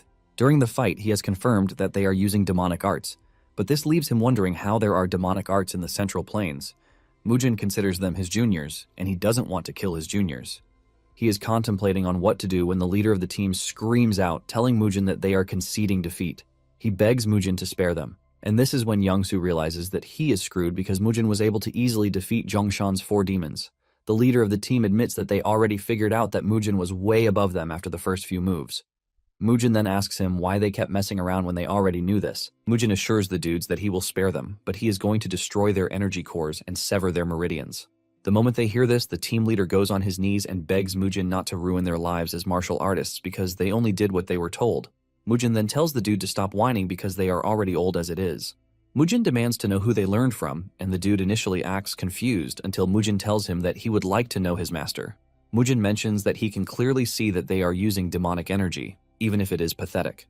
Mujin is curious to know who taught them demonic arts, and the team leader reveals that they don't know his name. Mujin is pissed when he hears this because he can't believe that they are a bunch of useless disciples who don't know their master's name. The team leader then confesses that their master never told them his name, and he also adds that they shouldn't look for his other disciples. Mujin replies that they should have just put their heads down and learned trash martial arts instead of engaging in banditry. The team leader quickly corrects Mujin's misconception, saying that they are not thieves. He mentions that they only helped with their brother's business on the side. Mujin is surprised when he hears this, and he scolds them for helping him even though they know what Youngsu's business is. This is when the team leader reveals that they believed he was in the business of saving lives. Mujin decides to let them go, and he tells them to stop being lackeys for Youngsu. He threatens to kill them if he ever sees them do bad things again. The team leader thanks Mujin for having mercy on them, and Mujin turns to Youngsu, telling him that the amount of the bill he is going to pay has just increased. In fact, he is going to pay for messing with his mental health, and this leaves Youngsu totally horrified. After the carriage leaves, the four brothers suddenly awaken to the fact that Mujin is someone worthy of being their master. The four then chase down the carriage and they get it to stop. Mujin is wondering why the carriage stopped until he steps out to find the four bowing to him and calling him boss. The four tell him that they are pledging their loyalty with the assurance that they are going to serve him until they die. They beg Mujin to take them in, but Mujin believes that the four are suffering from being beaten up by him. He tries to discard them, but the four roar even louder, demanding that he take care of them while revealing that they are still quite young. This comes as a surprise to Mujin, who thinks the four are old dudes since they all have ugly faces. Mujin maintains the fact that the four cannot be younger than him, who is 23 years old. He asks them if they suffered an energy deviation or something. The leader of the four is surprised by this because they expect Mujin to just believe that they are young. Mujin adds that he is surprised that demonic arts users manage to become warriors of the ruined households of the Orthodox sect because it actually makes no logical sense. The eldest of the four, Cheolmuk, who is 21 years old, then tells Mujin that his master always said that being a demonic arts user is a way of living, not a faction or affiliation. Also staring at Mujin is the youngest of them, who is 18 years old, Nosak. Mujin agrees to Cheol's take, but wonders what sort of Orthodox family would accept demonic arts users because they might just get dragged into scandals. The second brother, Dongjiok, who is 20 years old, cuts in, telling Mujin that no one would dare to say such a thing because they are just going to bash their heads. The third brother, Jungtai, who is 19 years old, agrees to this too. Mujin then tells them that they must follow all of his instructions if they want to serve in a household, and the four shout in unison, telling him that they are going to devote themselves. Tired of their screams and all, Mujin has no choice but to tell the brothers that they are now warriors of the Flamehua clan. Soon afterward, they arrive at Youngsu's large mansion, and he invites them into the house. His servants are surprised to see him with strange faces, and they ask him what happened. But Youngsu instructs his servants to prepare food in the annex. However, Mujin tells him to forget about the food because they need to go to the treasure room immediately. Youngsu agrees and starts leading them to the treasure room while his servants almost crap their pants thanks to the scary presence of the four demons. Mujin is also surprised that Youngsu has been living so well thanks to the money he has swindled over the years. Just then, they run into a warrior, Sojin. Sojin asks Youngsu if there is any problem, but Youngsu rushes over to tell him that there is no problem. He urges him to go back into the house, but Sojin insists that Youngsu tell him whatever is wrong with him.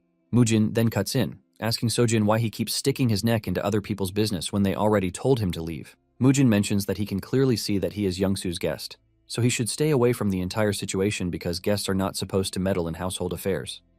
Sojin insults Mujin, saying he has a big mouth, and Cheolmuk wants to jump in to deal with Sojin, but Youngsu urges him to stand down because it is all a misunderstanding. Youngsu tells Sojin to stand down, and he decides to introduce Mujin and the four to Sojin, telling him that they are his guests. Instead of just staying back, Sojin decides to be even more rude when he finds out that Mujin is the master of the Flamehua clan. Mujin ignores him, telling him to move aside whenever he is done talking trash. Mujin is about to walk past him when Sojin tells Mujin that he should be ashamed of himself for running around with demonic users while terrorizing commoners. He then adds that Mujin's grandfather would be weeping in his grave as it stands, and he still doesn't stop there. He proceeds to call Mujin a pathetic trash too. Even Youngsu screams at Sojin for going too far, but Sojin assures Youngsu that he is a pro and would never lose to a scum like Mujin. Just then, one of the brothers whips out his weapon as he steps up to deal with Sojin, urging Mujin to give him permission. Mujin then tells him not to worry because he is going to handle the situation himself. He leaps into the plain arena, urging Sojin to join him, and Sojin excitedly does so. Sojin dashes toward Mujin with the intention of impaling him, but Mujin blocks the attack with his large sword. He commends his sword style, but tells him that he lacks strength. Mujin continues to play around with Sojin, and in no time, Sojin starts feeling the strong vibrations rocking his sword. The four demons see this, and they know it is over for the dude because he is already backed into a corner by Mujin. They mention that his sword is about to break, and if his sword doesn't break, his skull is going to break. Just as predicted, Sojin's sword shatters, and Mujin smiles evilly before sending the dude into the wall. The four demons are not surprised by this, and Mujin tells one of them to throw his iron club to him. Since the dude tells Mujin that his grandfather is going to cry in his grave, Mujin tells him that he is going to make sure that he sends him to his grandfather. Mujin starts beating the dude so hard that his cries rock the entire house. The four are impressed at how Mujin is beating the dude like a baby. Youngsu panics when he realizes that Sojin is about to die, and he rushes over to meet Mujin, telling him to spare him, assuring Mujin that he is going to pay for his life. Youngsu mentions that Sojin has ties with the unorthodox martial heavens, and it would be bad if they allowed someone like the dude to die in his house. Youngsu assures Mujin that he is going to pay for Sojin's life, no matter how much it costs. Mujin smiles when he hears this, saying he thought Youngsu was putting his hope in Sojin. Moments later, they make their way into the treasure room, and Mujin comments on how rich Youngsu is. Mujin wastes no time, and he suggests that they start calculating everything. He starts with the 4 demons, saying each of their lives costs 500 gold coins. Youngsu cannot believe his ears, because Mujin just agreed to accept the 4 into the clan, but he is still supposed to pay for their lives. Mujin then continues by telling Youngsu that the compensation for his limbs is 200 gold, while his life is worth 300 gold. Mujin then tells Youngsu that Sojin's life is worth 1,000 gold because he was very rude. Lastly, Mujin tells Youngsu that he is going to pay for his psychological damage, which is 3,000 gold. After he is done calculating, Mujin just tells the dude that he wants everything he has. He asks him if there is any objection to this, but Youngsu says no with tears running down his cheeks because Mujin is worse than even bandits. In no time, the 4 start packing up all the money in the room, and Mujin spots a folding screen standing in the corner. He notices a strange aura coming from the screen, and Youngsu notices that Mujin is staring at the screen.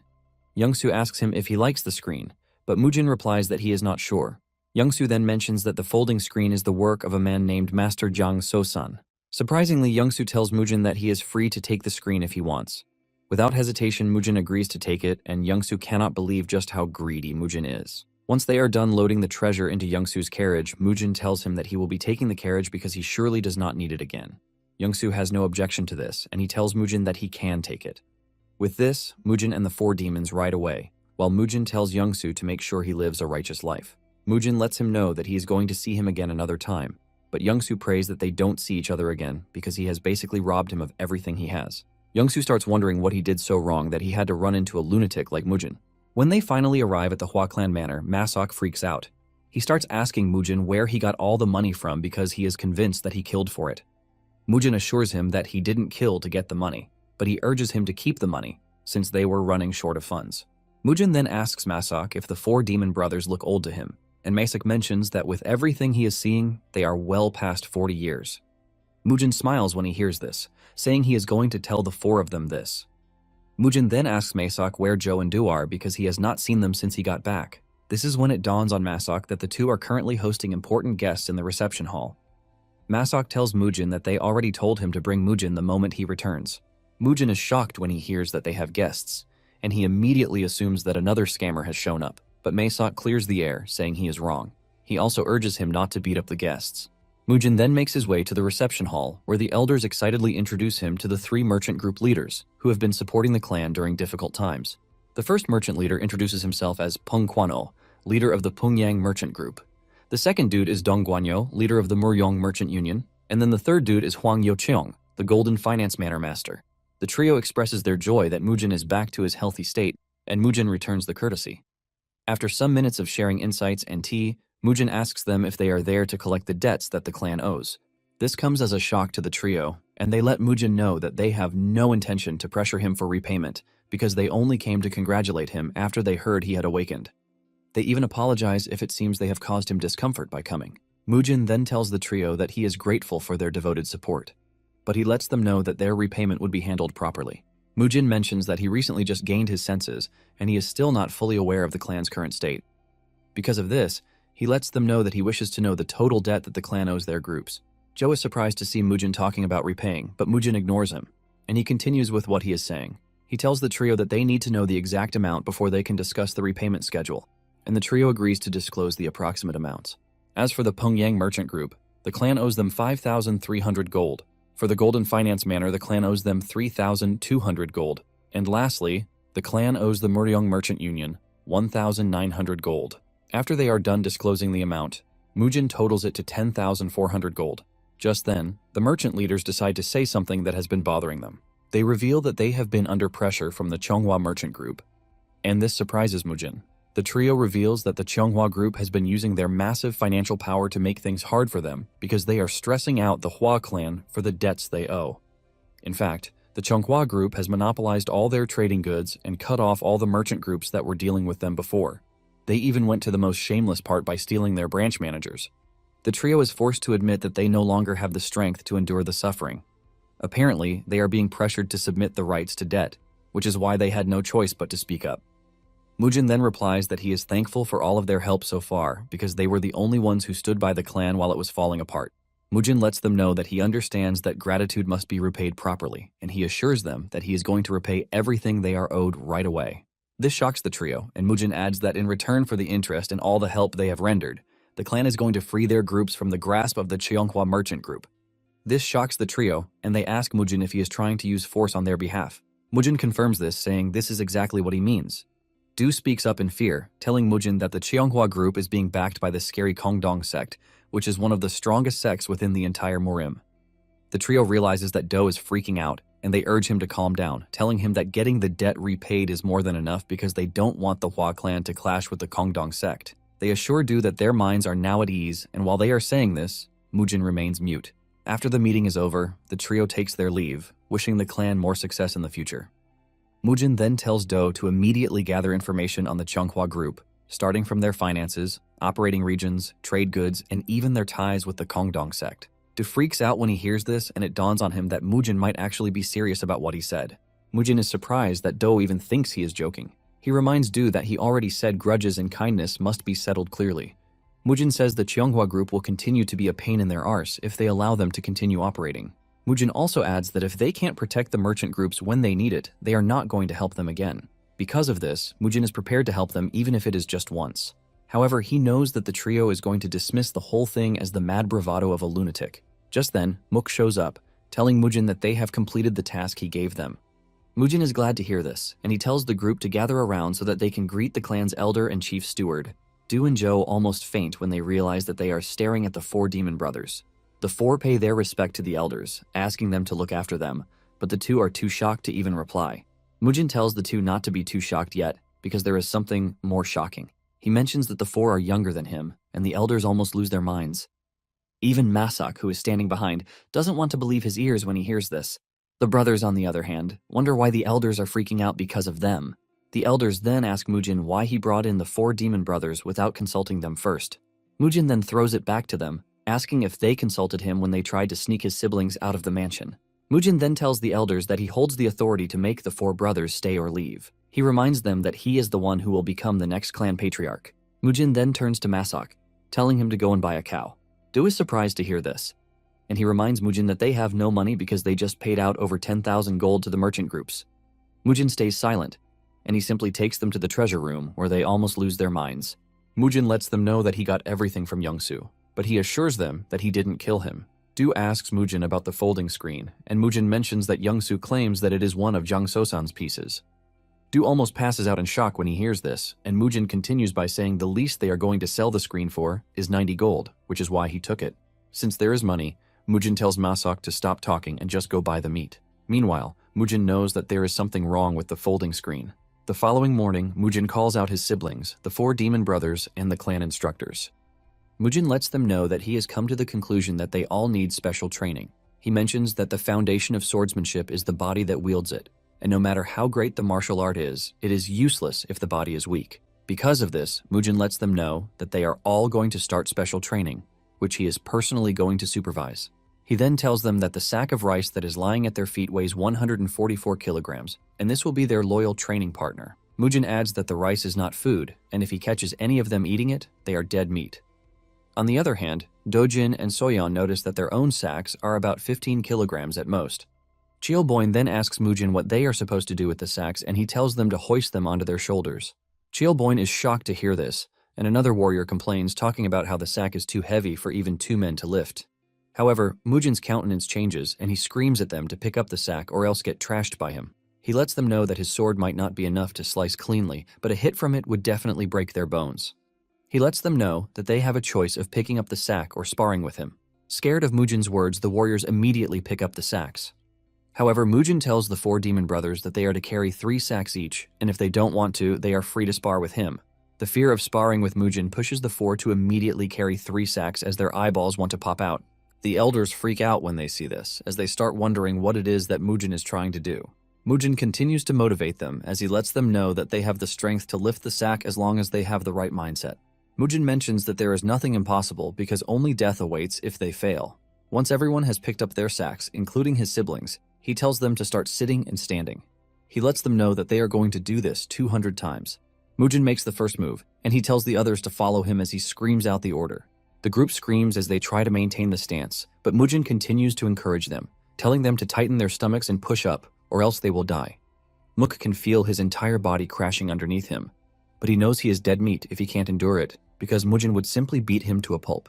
The elders start wondering what sort of training method Mujin has dedicated the warriors to, because watching it alone is exhausting. While they are sitting and standing, Mujin continues to motivate them, telling them that all they have been doing so far is wasting the clan's food under the pretense that they are martial artists. He lets them know that they have no right to complain about the training or anything else because they don't deserve to live if they can't endure just this little.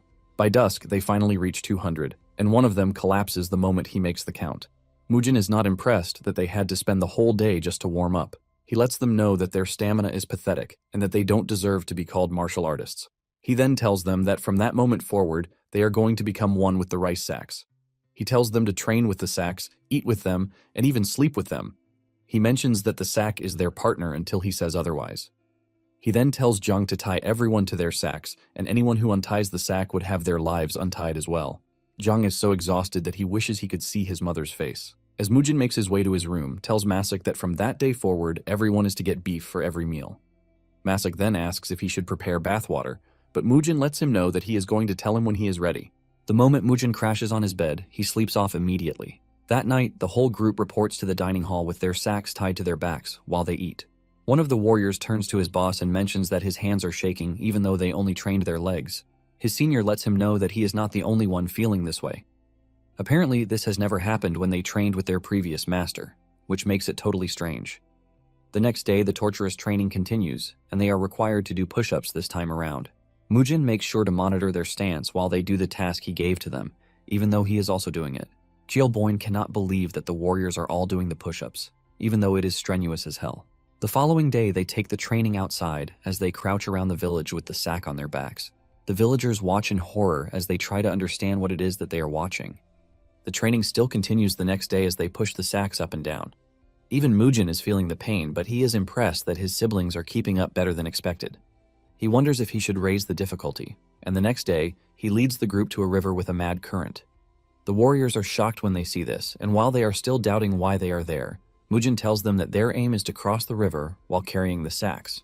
The current alone scares the warriors, and to make it worse, there is a waterfall at the end of the river, which makes it even more dangerous. While the others are panicking, Soyeon is excited to participate in the grueling training. Suddenly, it dawns on her that Dojin can't swim, and she suggests that they tell Mujin about it.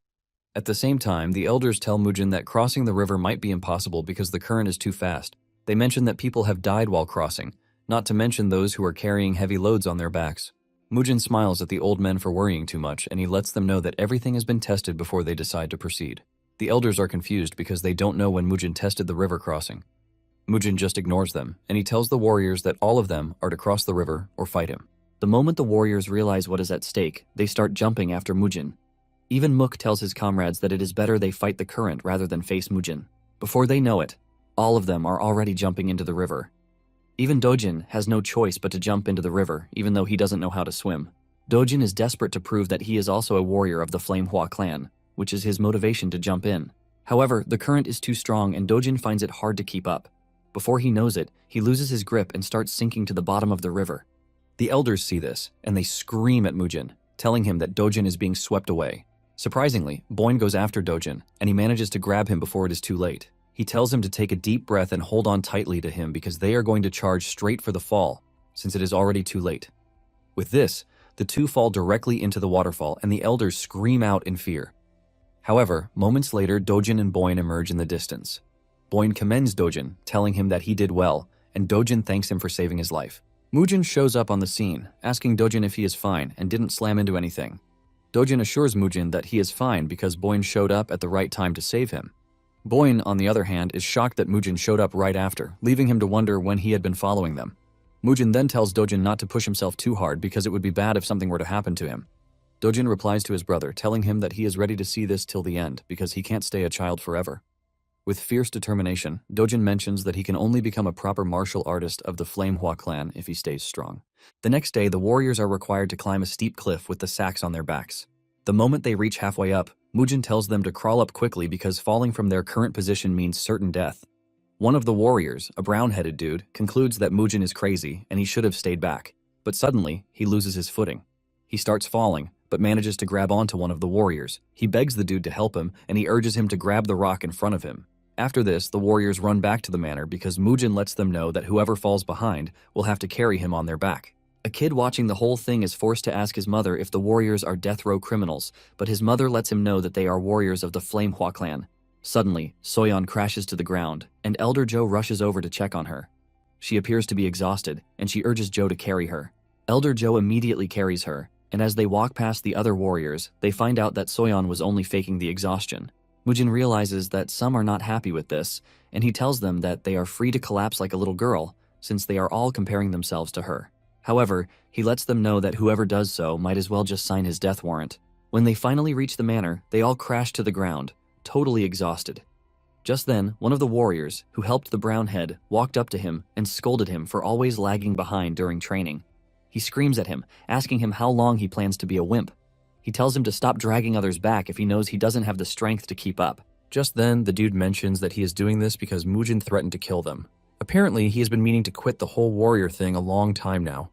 However, he is scared that Mujin might just kill him if he says he wants to quit. The dude then screams at him, telling him that he is scared of Mujin, which is why he has been lagging behind in training. The dude threatens to kill the brown head since he is not fit to be a warrior. However, Boyne cuts in, telling the giant dude that not everyone can be like him. The dude acts rudely and punches Boyne in the groin, telling him that he is just going to start by killing him. Mook then intervenes, telling the warrior to back off because Boyne is right. He mentions that the brown head is doing the best he can in his own way. He mentions that the brown head is also their brother since he has come to the clan too. The giant dude argues that there is no way they are going to become strong if they keep acting like a wuss, but Mook tells him that Mujin has been training a few years ahead of them, which is why everyone is supposed to take things differently. Mook then tells the dude that he can only say such hurtful things when he has managed to surpass him.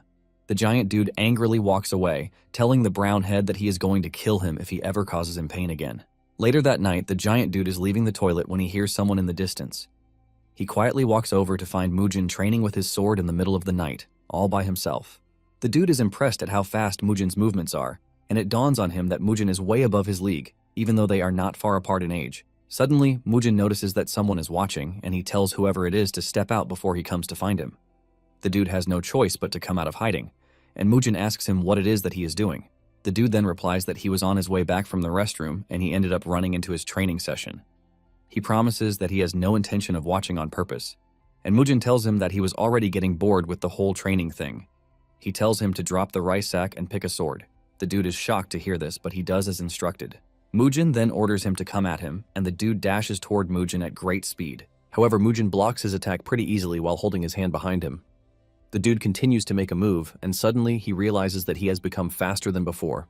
Mujin also notices this, and he agrees that the dude has gotten better, but at the same time, he believes that he is not focused yet. Mujin manages to get behind him, and he slaps him so hard in the back, knocking him to the ground. Surprisingly, the dude immediately gets back on his feet. Mujin comments on this, saying he once went down in one hit, but it seems his strength is now usable. Even the dude realizes that something has changed in him because he would have been rendered immobile if it was before. Mujin then commends the dude, and he tells him to get some rest. The following day, Mujin tells the warriors that they are going to be working on their abdomens that day. He instructs everyone to lift the rice sack between their legs and hang on to it. The first group does as instructed, while the others wait in awe. After they are done with this, they run into the village again. The brown head is about to fall off when the giant dude surprisingly walks up to him, telling him to endure because they are almost there. Mujin notices this, and he smiles because his teachings are working. A month later, Mujin gathers the warriors to tell them that the special training is over. He tells them that they are free to untie the ropes and set down the sacks. Just as they are about to start celebrating, Mujin lets them know that they are going to be doing this training every year during the summer and winter seasons. He informs them that the next training will be during the next winter, which is just a few months away. However, he lets them know that it would be easier, since they have already experienced it once. Mujin basically tells them that they have come to the end of the training, but he reminds them that a strong body becomes a strong sword. However, he tells them that it is time for him to conduct a personal sparring training with them to deepen their experience. He tells them to step forward once he calls their names. And just as expected, they were all beaten senseless. But the pain brings experience, which in turn brings new change. With this, the four demon brothers were fully inducted into the clan as instructors. Just like that, the clan gradually began to regain its former glory, which once was a beacon in Xicheng. Later on, Du watches as Dojin spars with one of the instructors, and surprisingly, he is holding his own. The elders are happy to see that Dojin has also regained his happy face. They are glad that the four demon brothers have settled in, and this is all thanks to Mujin coming back to his senses to stabilize the clan. Du mentions that things are going so well that he is even scared. Apparently, Mujin has been stuck in the storage room for some days, and they wonder when he is going to finally come out. Unknown to them, Mujin is having a mental battle with the folding screen. Mujin notices that the stronger he pours out his inner energy, the more powerfully it pushes back with an even stronger force. However, he is excited to see who will give up between him and the folding screen. Days later, the folding screen finally expended the last of the energy in it, giving Mujin a way to force through.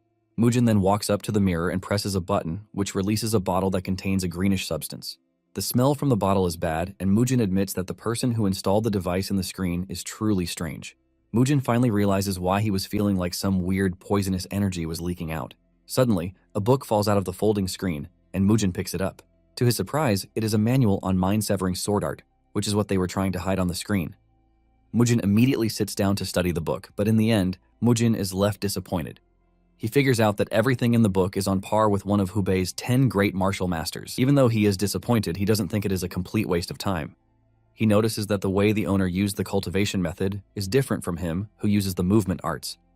Mujin figures out that the art is going to suit the Flame Hua clan much better. Basically, the reason he hasn't been able to teach the warriors swordsmanship is that there is a difference in his fundamental cultivation method and theirs. Apparently, the foundation of the Peerless Nine Swords is movement arts, while the foundation of the Flame Hua clan is yang energy martial arts. It is important to note that the two energies have conflicting properties, which means recklessly mixing them might lead one into energy deviation. This is the major reason why the Peerless Nine Swords must only be passed on to a pure beginner with no prior sect. Mujin figures out that he was just lucky that the body he reincarnated to already had its energy core destroyed, which was why it was left in a perfect state of nothingness. Thanks to this, he was able to build up movement arts easily without any problems. Mujin smiles at the book in his hand because he knows this is about to become the sword art of the Flame Hua clan. Shortly afterward, Mujin takes the book to the elders, telling them to read it. The elders freak out when they realize what it is that they are holding. They tell Mujin that it was the original text of the mind-severing sword art that was lost more than 10 years ago. They can't believe that such a high-level martial art was stuck inside the folding screen.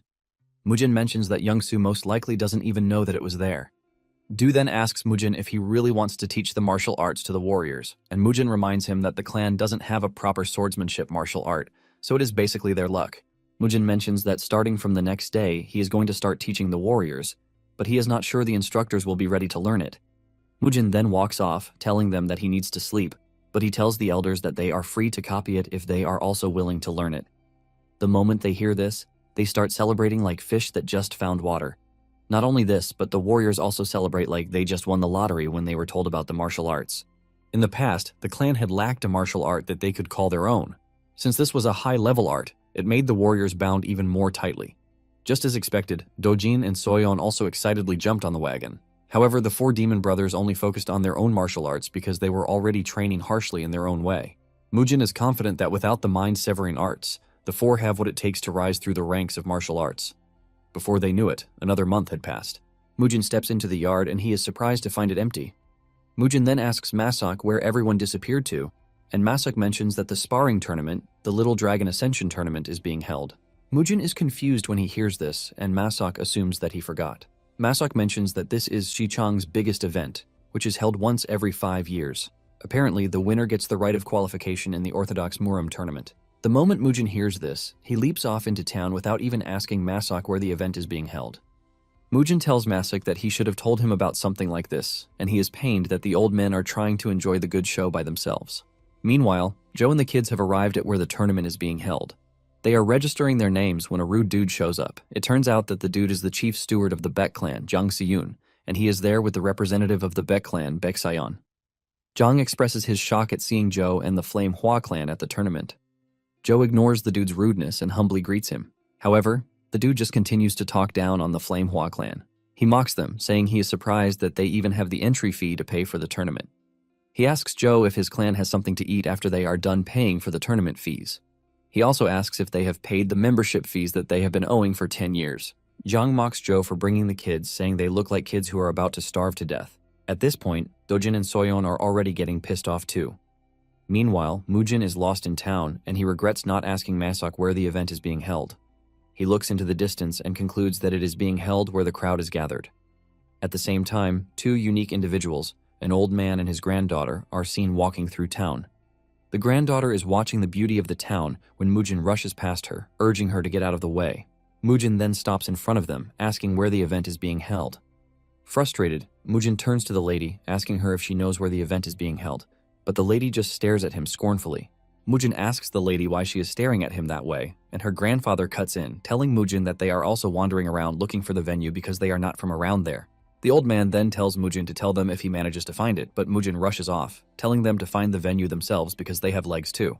Mujin then runs off like a crazy dude, and the lady asks her grandfather what might be wrong with Mujin because he has never seen anyone as rude as him before. The old man then mentions that it appears that madness has completely taken over Mujin. The moment the old man says this, it dawns on the lady that her grandfather is talking about Mujin, the grandson of Hua Jutai.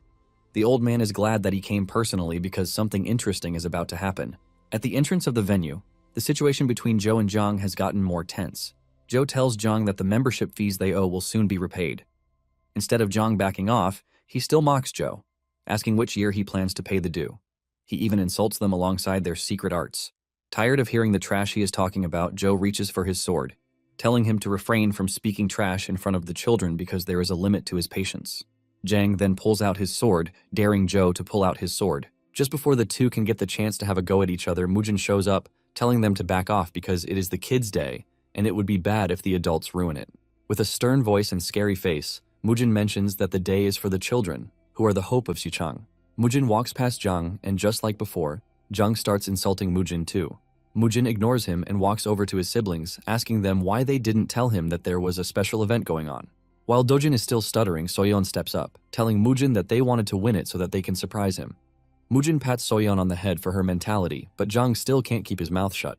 He mocks the clan for being poor, and Mujin lets him know that the most important thing in a clan is martial arts, not the level of their wealth. Just then, the old man from earlier shows up on the scene, commending Mujin for speaking his mind very well. The old man then turns to Jiang, suggesting that they put away their swords because it is a special day. However, Jiang tells the old man to mind his business because he is not from the Flame Hua clan. Jiang then continues by saying poverty is not something to brag about in a martial arts clan. He tells Mujin that he should have bought his siblings new clothes before coming to cheer them on. He makes it more hurtful by saying they must have spent all of the money on the entry fee. Du flares up again, but the old man cuts in. He mentions that there is no significance in dressing because dressing well doesn't turn a weak martial artist into a master. Jiang is frustrated about the old man always butting in, and he tells him to mind his business. Jiang finally decides to back off because he believes that he shouldn't be talking to paupers. Jiang says he would like to see if the clan's said training would pay off in the sparring ring. The old man notices the anger on Mujin's face, and he tells him not to allow Jiang's talk get to him because there are always guys like him everywhere. Mujin agrees with him and smiles. On the other hand, Joe is staring at the old man, and he believes that he looks familiar, but he can't seem to place his face. Just then, one of the servants shows up to tell Mujin and his clan that they have prepared seats for them. Mujin steps into the arena, and he is stunned at how neatly they set the table with food. The kids are blown away by the food, but Mujin urges them not to overeat because they don't know when the sparring will begin. Surprisingly, the Bet clan is led to the VIP seat, and Jiang turns around to give Mujin a cold smile. This leaves Mujin wondering when exactly he is going to get the chance to beat the shit out of Jiang. In fact, he is already imagining himself beating Jiang by plucking out his eyes first. Just then, the old man shows up asking to sit with Mujin. Mujin wonders why the old man keeps following him around, but he tells him that he is free to do whatever he wants. The kids are about to start eating when Mujin communicates with them using a frequency whispering technique. He tells them to drop the food and not touch anything until he has eaten out of it first. The old man's granddaughter, Hye, shows up with a bottle of alcohol, and she pours some into his cup. The old man notices that Mujin is not drinking or eating, and he asks him what is wrong. Mujin simply replies that he just ate long ago. Moments later, the host, Seok Ildo, steps into the middle of the arena to welcome everyone to the event. Apparently, he is the head of the Seok clan, and he assures everyone that food has been prepared for them. Suddenly, Seok notices the old man where he is sitting, and he frantically rushes over to him. Seok bows his head to the old man, paying his respects to him. The old man is surprised that Seok recognizes him, and Seok mentions that there is no way he won't recognize the esteemed face of the Poison Emperor, Tang Sumun. Everyone freaks out when they hear the identity of the old man because of the position he holds. Apparently, there are only 4 people who held the title of emperor in the whole Central Plains. There is the Wudang Sex Sword Emperor, the Shaolin Temple Fist Emperor, the 4 Martial Heavens Whip Emperor, and the Tang Clan Poison Emperor. They can't believe that one of the strongest men in the Central Plains has just shown up at a small children's sparring tournament in Xichang. The moment Zhang hears this, he starts to panic because he already insulted the old man without knowing. While everyone is freaking out, Mujin remains calm because he knows the dude from his past life. He remembers that when the 10-year war with the Orthodox sect began, 4 of the great clans, excluding the Namgung clan, stayed out of the fight against the divine demon. The reason they didn't join the fight was that there was no good justification for joining the war. In addition, the heads of the said clans and their main fighting forces had been brutally dealt with by the divine demon. It turns out that one of the dudes who was there on that day was Tang Sumun of the Tang clan, who would eventually become the Poison Emperor. Xiok tells Tang to follow him to the VIP seats, but Tang lets the dude know that he is fine where he is. Xiok is shocked to hear this, and to try to please Tang, he tells Mujin that he is free to move his seats too. However, Mujin rejects the offer and suggests that they start the whole sparring event. Meanwhile, Tang can't take his eyes off of Mujin because the more he looks at him, the more he realizes that he resembles his friend, Mujin's grandfather, who held him up in his moment of despair a long time ago. Xiok then tells Mujin that the event will start very soon, and he asks Mujin if he is interested in participating. Mujin is confused when he hears this, and he asks Xiok what he is talking about. Xiok reveals that he is talking about the Orthodox Murim tournament that is held once every 5 years, and since it is coming soon, he wants to know if Mujin is interested. Mujin simply replies that the tournament is not in his best interest, so he has no reason to participate. Out of nowhere, Zhang runs up to Tang to offer his greetings and also to apologize for what happened earlier. He tells Tang that he didn't recognize him, but Tang ignores him and continues with his drink. Tired of the whole noise and all, Tang puts his granddaughter to the task of getting rid of the brats. Hia gets on her feet, and she urges the group to go back to their seat because her grandpa doesn't want commotion. Xiok then tells the old man that they are going to start the match right away. Before the match begins, Xiok explains the match rules. He mentions that they can only make use of non-lethal weapons made of wood, such as wooden swords or wooden spears. In addition, the usage of killing strikes is also forbidden. He mentions that if a supervisor or official throws a blue pouch into the arena, it means the match is temporarily suspended, but a red pouch means the match has come to a complete stop. Once he is done going over the rules, he calls out the first participants of the day, Baek Sayeon and Soyeon. Soyeon is busy munching on a big portion of meat when she hears her name. Mujin then tells her that it is time for them to see how much she has improved. Sayeon, on the other hand, is confident that he is going to beat Soyeon senselessly. Soyeon also steps into the ring, telling Sayeon that he is about to become the stepping stone for her glorious ascension. Sayeon is surprised that Soyeon is speaking to him rudely, but Soyeon urges him to keep his mouth shut and stop saying trash. This pisses Sayeon off, and he lets Soyeon know that he is going to break her arms and legs for this. Using the whispering technique, Mujin asks Zhou if they were always on the bad side with Zhang and his people. Zhou then reveals that it wasn't a major issue when the Flame Emperor was still alive, but after the previous clan head held the succession ceremony, a few vassals left and sought refuge with the Baek clan. Apparently, Zhang is one of these sets of people. The more the clan declined, the more hostile they became. Mujin then asks them why they became a pain in the ass, and Zhou reveals that they had a major clash with the previous clan head over differences in opinion. In addition, the Baek clan continued to grow as they took in more people from the Hua clan.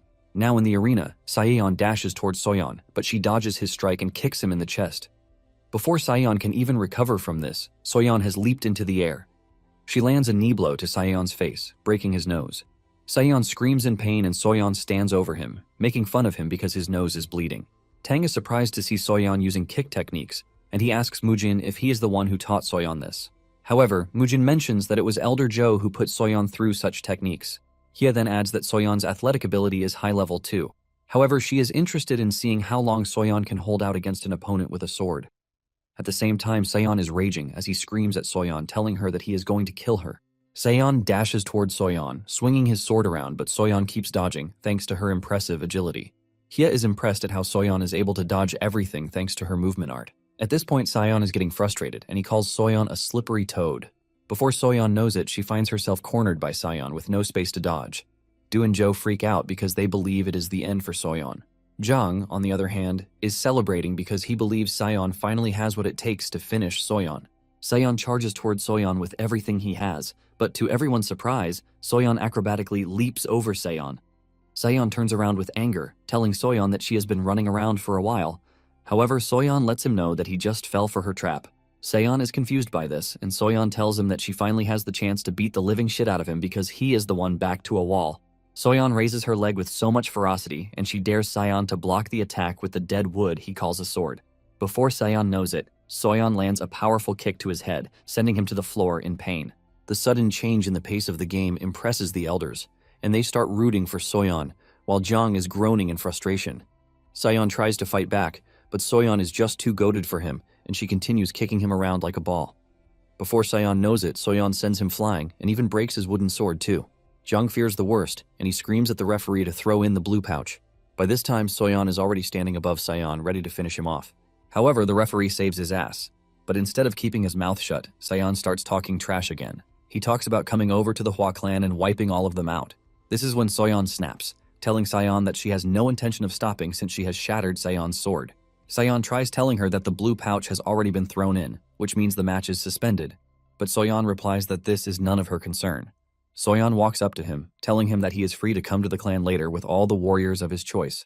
But at the moment, he is so dead. Seon doesn't understand what is going on until Soyeon descends on him, knocking him to the ground. Taeng watches in horror, while Mujin jumps up to celebrate, telling Soyeon that this is the way. Jung gets up to ask the referee why Soyeon didn't stop even though the blue pouch was already thrown in. However, Soyeon gets disqualified for hitting Seon after the match was suspended. The elders are disappointed, but Mujin is laughing like a maniac. As Soyeon returns to her seat, she shoots out her tongue in front of Jang to mock him. Soyeon returns to her seat, and the elders demand to know why she continued fighting, even though the pouch had been thrown in. Soyeon replies that she was aware, but she enjoyed beating Seon up rather than winning. Mujin laughs out loud, agreeing to his sister's take on this. Mujin doesn't stop there as he starts dancing like a turkey, as if his sister just won the tournament. Meanwhile, Jang is fuming with anger as he watches Mujin jump around in mockery. Mujin is so happy that he tells Taeng that they should drink all they want. However, he lets Taeng know that he will be the one to pay for it. Taeng then asks Soyeon why she didn't use the clan's secret art because she would have easily won the fight. Soyeon replies that she didn't see the need to use the secret arts on trash like Seon because she was already beating him senseless without it. In addition, Soyeon believes that Seon might find a way to counter it if she uses it recklessly. Taeng laughs out loud when he hears this, and this is because he agrees with Soyeon. Taeng then ordered more liquor, and with this, their drinking party continued. Everyone in the arena was fixated on Mujin casually clinking cups with the Poison Emperor. Even though there were lots of matches going on, everyone was staring at Mujin and Taeng. Even Seok was already growing irritated about the whole thing. Not long after this, the match between Dojin and Seok's rep, Chu Yong, comes up. Dojin leaves the table, and Mujin motivates his brother, telling him to give them hell. Taeng is surprised when he sees Dojin go to the arena with a sword, instead of relying on the bare-handed technique. The referee starts the match, and Seok is confident that his prodigy will come out as the winner in the tournament. He is hoping that he would get Taeng's attention with this, but Chuyong's first move ends up being his last, as Dojin easily dodges him and lands a finishing blow to his head. Everyone watching is shocked when they see this because they didn't even understand what just happened. On the other hand, those in the Hua corner are celebrating Dojin's win. Even Taeng is impressed by the swordsmanship that he just witnessed because he didn't know the Hua clan had such a technique. Mujin then reveals that the swordsmanship displayed by his brother isn't merely a sword technique with good efficiency, but it is a sword technique that contains the principles of advanced martial arts. The people are confused when they hear this, and Mujin jumps up from where he is, showing everyone the martial arts book of the mind-severing sword art. Everyone almost goes blind thanks to the incredible energy coming out of the secret manual. Mujin then makes a bold move of telling the crowd that whoever wants to learn the art is free to join his clan. He assures them that everything in the book will lead them to remarkable growth in martial arts. Just as expected, the crowd starts to go nuts as they all jump to tell Mujin that they are interested. Mujin then tells them that whoever is interested in joining should talk to Elder Do. Elder Do wastes no time whipping out his pen and telling all the interested parties to line up. Taeng laughs out loud, saying Mujin is definitely living up to his reputation of being crazy because he has the guts to recruit members in the middle of an event. Meanwhile, Seok has lost his patience, and he wishes that Taeng were not in attendance. Jung then walks up to him, asking him if he is seriously going to watch as Mujin and the Hua clan do as they please. Seok replies that Taeng is watching and there is really nothing that they can do. Jung then mentions that he has a strategy, and this strategy involves them swapping the bracket so that they can bring in Seok Yoso. Thanks to the Hua clan losing its power in recent times, the Seok clan and the Baek clan started scheming to fill the vacuum with their own power. One of the ways they have done this is the Dragon Ascension tournament, which is being held every 5 years. They have basically manipulated the tournament bracket to make their apprentice martial artists win so that they can send them into the Orthodox Muram tournament to raise their group's name. Thanks to the group's power rising through this, They decided to monopolize the Little Dragon Ascension tournament to continue expanding their influence. When it is finally time for the final match in the top 32 for the tournament, the referee introduces Seok Yoso as the contestant against Ban Yeowol of the Half Moon sect. Apparently, whoever wins the match is going to face Dojin in the next round. Suddenly, Joe notices that Yoso is not supposed to be participating. Joe mentions that he is the champion of the previous tournament, and there was news that he had entered the Diankong sect to train. Even his opponent, Ban, is shocked when he sees Yoso, and he asks him why he is participating. Ban mentions that the tournament only allows participants up to 14 years old, and Yoso confidently replies that he is aware of this. Yoso mentions that he is 14 years old, but Ban replies that he is lying because he is already 15. However, Yoso didn't allow Ban to finish his statement before going after him. Yoso knocks Ban to the ground pretty easily, making him the winner of the match. Yoso proudly talks about how his birthday hasn't passed yet. Joe is pissed when he sees this, and he wants to intervene, but Mujin tells him to leave it, because Yoso is the best opponent that they can ask for. Not long after this, Dojin steps into the ring to face Yoso. Tang notices the change in the atmosphere, and he figures out that this is a finals match in advance. Even though Dojin seems to be at a disadvantage, the elders and his sister encourage him, telling him that he can win. Mujin, on the other hand, wears his serious face as he tries to understand the situation. Yoso then tells Dojin that the sword technique that he used got his brother eliminated. Dojin asks him if he is trying to get revenge, but Yoso tells Dojin to stop saying trash. Yoso mentions his plan to make sure that Dojin doesn't use the sword again. Without wasting time, Yoso charges at Dojin with the 12 radiant sword strikes, forcing Dojin on the defensive. However, Yoso continues pushing forward, making life difficult for Dojin. Tang assesses the situation, and he easily figures out that Dojin is going to have a difficult time dealing with Yoso. Meanwhile, Seok is glad that Yoso is beating Dojin up because he wants to prove to the Emperor that they are superior. Yoso swings his sword hard at Dojin and mocks him for losing his balance. Just then, Yoso gets the drop on Dojin, and he hits his hand with his sword because this is what he has been waiting for. This hurts Dojin so hard that he crashes to the ground in pain. Yoso is about to finish the fight when Mujin throws in the blue pouch to stop the fight. Yoso smiles, believing that his victory is already secured. Mujin calls Dojin out of the arena to check his hand, and he realizes that Yoso intentionally targeted the joints. Mujin helps Dojin to rearrange them a bit, and Dojin screams out through the entire process. After he is done, Mujin tells him that he has set the bones, but it might be hard for Dojin to use the sword. He asks Dojin what he plans to do, and Dojin tells his brother to tie his hand to the wooden sword. Mujin is impressed when he hears this, and he goes ahead to do what Dojin requested. Once he is done, Dojin returns to the arena, looking more determined than before. Tang commends Dojin's bravery, and Mujin says this is the least Dojin can do because it's from a respectable martial arts clan. When Yoso returns to the ring, he expresses his surprise that Dojin didn't actually run away. However, Yoso lets Dojin know that he is about to do to him what they did to Mujin when he was young. Dojin is forced to ask Yoso what he just said, and Yoso leaps toward Dojin, talking about how he plans to make Dojin and his brother the new pair of crippled brothers in Xicheng. Dojin stays calm. He recalls his earlier conversation with Mujin, who had asked whether he truly wanted to win. Dojin answered firmly that he wanted to win and bring honor back to the clan. Mujin told him not to worry too much, and assured him that he would make their clan the greatest in Xicheng. He then explained that the best way to win was to stay focused on the duel and wait for Yoso to use a sword technique.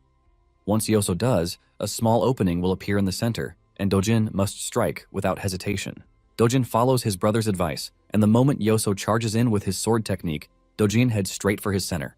Before Yoso can get to him, Dojin strikes him first, leaving Yoso completely shocked. That single strike pushes him back, while Seok, the head of the clan, watches in horror as his plan to crush Dojin crumbles. Meanwhile, Mujin is quite pleased with this result, while Dojin can't believe he successfully landed a hit on the arrogant brat. As Yoso's back hits the ground, Elder Joe, Steward Do, and Soyeon excitedly cheer for Dojin. Yoso quickly recovers, but is pissed and starts hurling insults at Dojin, threatening to murk him. Seeing him already standing, Dojin worries that his strike might have been a little too weak. Yoso then threatens to end him, but before he can finish his sentence, a red pouch strikes him in the face. Furious, Yoso demands to know who threw the pouch, and Mujin casually responds that he did it. Mujin commends Dojin for doing a good job and forfeits the match on his behalf. Seok is surprised to hear this and questions his decision, but Mujin explains that he doesn't plan to stake his brother's life on some petty tournament. With that, he signals for his family to leave so that they can get Dojin's hand treated quickly. Just as they're about to leave, the Poison Emperor Tang asks to follow Mujin home for a drink. Just as his granddaughter Hye is about to stop him from going to a stranger's house, Mujin casually agrees to let them come. As the group leaves the tournament ground, everyone is surprised that Mujin withdrew from the match. They are even more concerned that the Poison Emperor was leaving with him. Yoso curses under his breath that his opportunity for revenge had been ruined. Seok is even angrier as he watches them leave after humiliating him. Meanwhile, in the streets of Shichang, heads turn as two troublemakers troop in with Death Black Crow, whom Mujin previously defeated at the Bangho sect. Mujin had asked him to bring all his assets, but Black Crow came back for revenge instead with Yohang from the Sosol sect. Yohang swears to teach Mujin a lesson and assures Black Crow that he has nothing to worry about since they came with a member of the Crimson Sword sect. With such a backing, he believes that no one in Shichang can stop them. The dude from the Crimson Sword sect, Sugang, also backs Yohang's claims, making him very confident. They soon arrive outside the Hua clan estate, and Yohang destroys the huge estate gate with a single kick while feeling quite smug. Masak freaks out when this happens and asks them why they broke down the gate. Yohang is pissed that a mere servant dares to question him, and his deadly look almost causes Masak to flatline on the spot. Just outside the estate, the four demon brothers, now the martial instructors of the Hua clan, are happily returning home after stuffing themselves. They are puzzled when they notice that the gate of the estate has been torn down. Cholmuk thinks it might be because the wood is rotten, but his eyes widen when he enters to find Masak under Yohang's feet. Yohang continues to mouth off proudly, and despite the four brothers' arrival, they remain unmoved. Jungtae wonders what they're doing while Cholmuk remarks that it doesn't look like a voluntary bowing ceremony. This cracks Yohang up, convincing him that Mujin must have recruited a bunch of big dum-dums. This pisses Dongjiok off, and he angrily challenges them to a fight. At the same time, Black Crow tries to recall why the four brothers look so familiar, but before he can figure it out, the four brothers pounce on them like predators. A few moments later, Mujin and the others return to the estate, stunned to see Yohang and his crew completely crushed. Cholmuk quickly explains the situation to Mujin and how the intruders beat up Masak. Just then, Masak rushes towards Mujin crying, but as usual, Mujin keeps him at arm's length while he asks about the identity of the intruders. However, he notices Black Crow amongst them and recalls that he was supposed to bring all his assets as compensation. Knowing he messed up big time, Black Crow begs Mujin to forgive him, but Mujin ignores him. Mujin then questions Sugang, asking if he came to help Black Crow get revenge. Instead of responding, Sugang smugly introduces himself by some terrible nickname, but Mujin is only interested in whether he has money to pay for his life. When Tang learns that Sugang is from the Crimson Sword sect, he asks him if it's a part of the Four Martial Heavens. Sugang almost craps his pants when he realizes that Tang is the notorious Poison Emperor. Tang is furious that the Crimson Sword sect dares to set foot on Sichuan land to strong-arm an orthodox clan, which can be considered a declaration of war. Enraged, he unleashes his terrifying emperor-killing intent, almost crushing everyone with the pressure. Elder Zhou quickly shields Dojin and Soyeon as Tang's killing intent causes the ground to shake violently. Sugang, on the other hand, begins to tremble as he wonders why Tang is backing the Hua clan. Basically, Tang is one of the strongest dudes in the current martial arts world, and Sugang knows that if they offend him, their whole sect will be completely crushed. He quickly bows frantically, slamming his head to the ground and apologizing to Tang. Sugang's sudden switch in behavior shocks Yohang and Black Crow.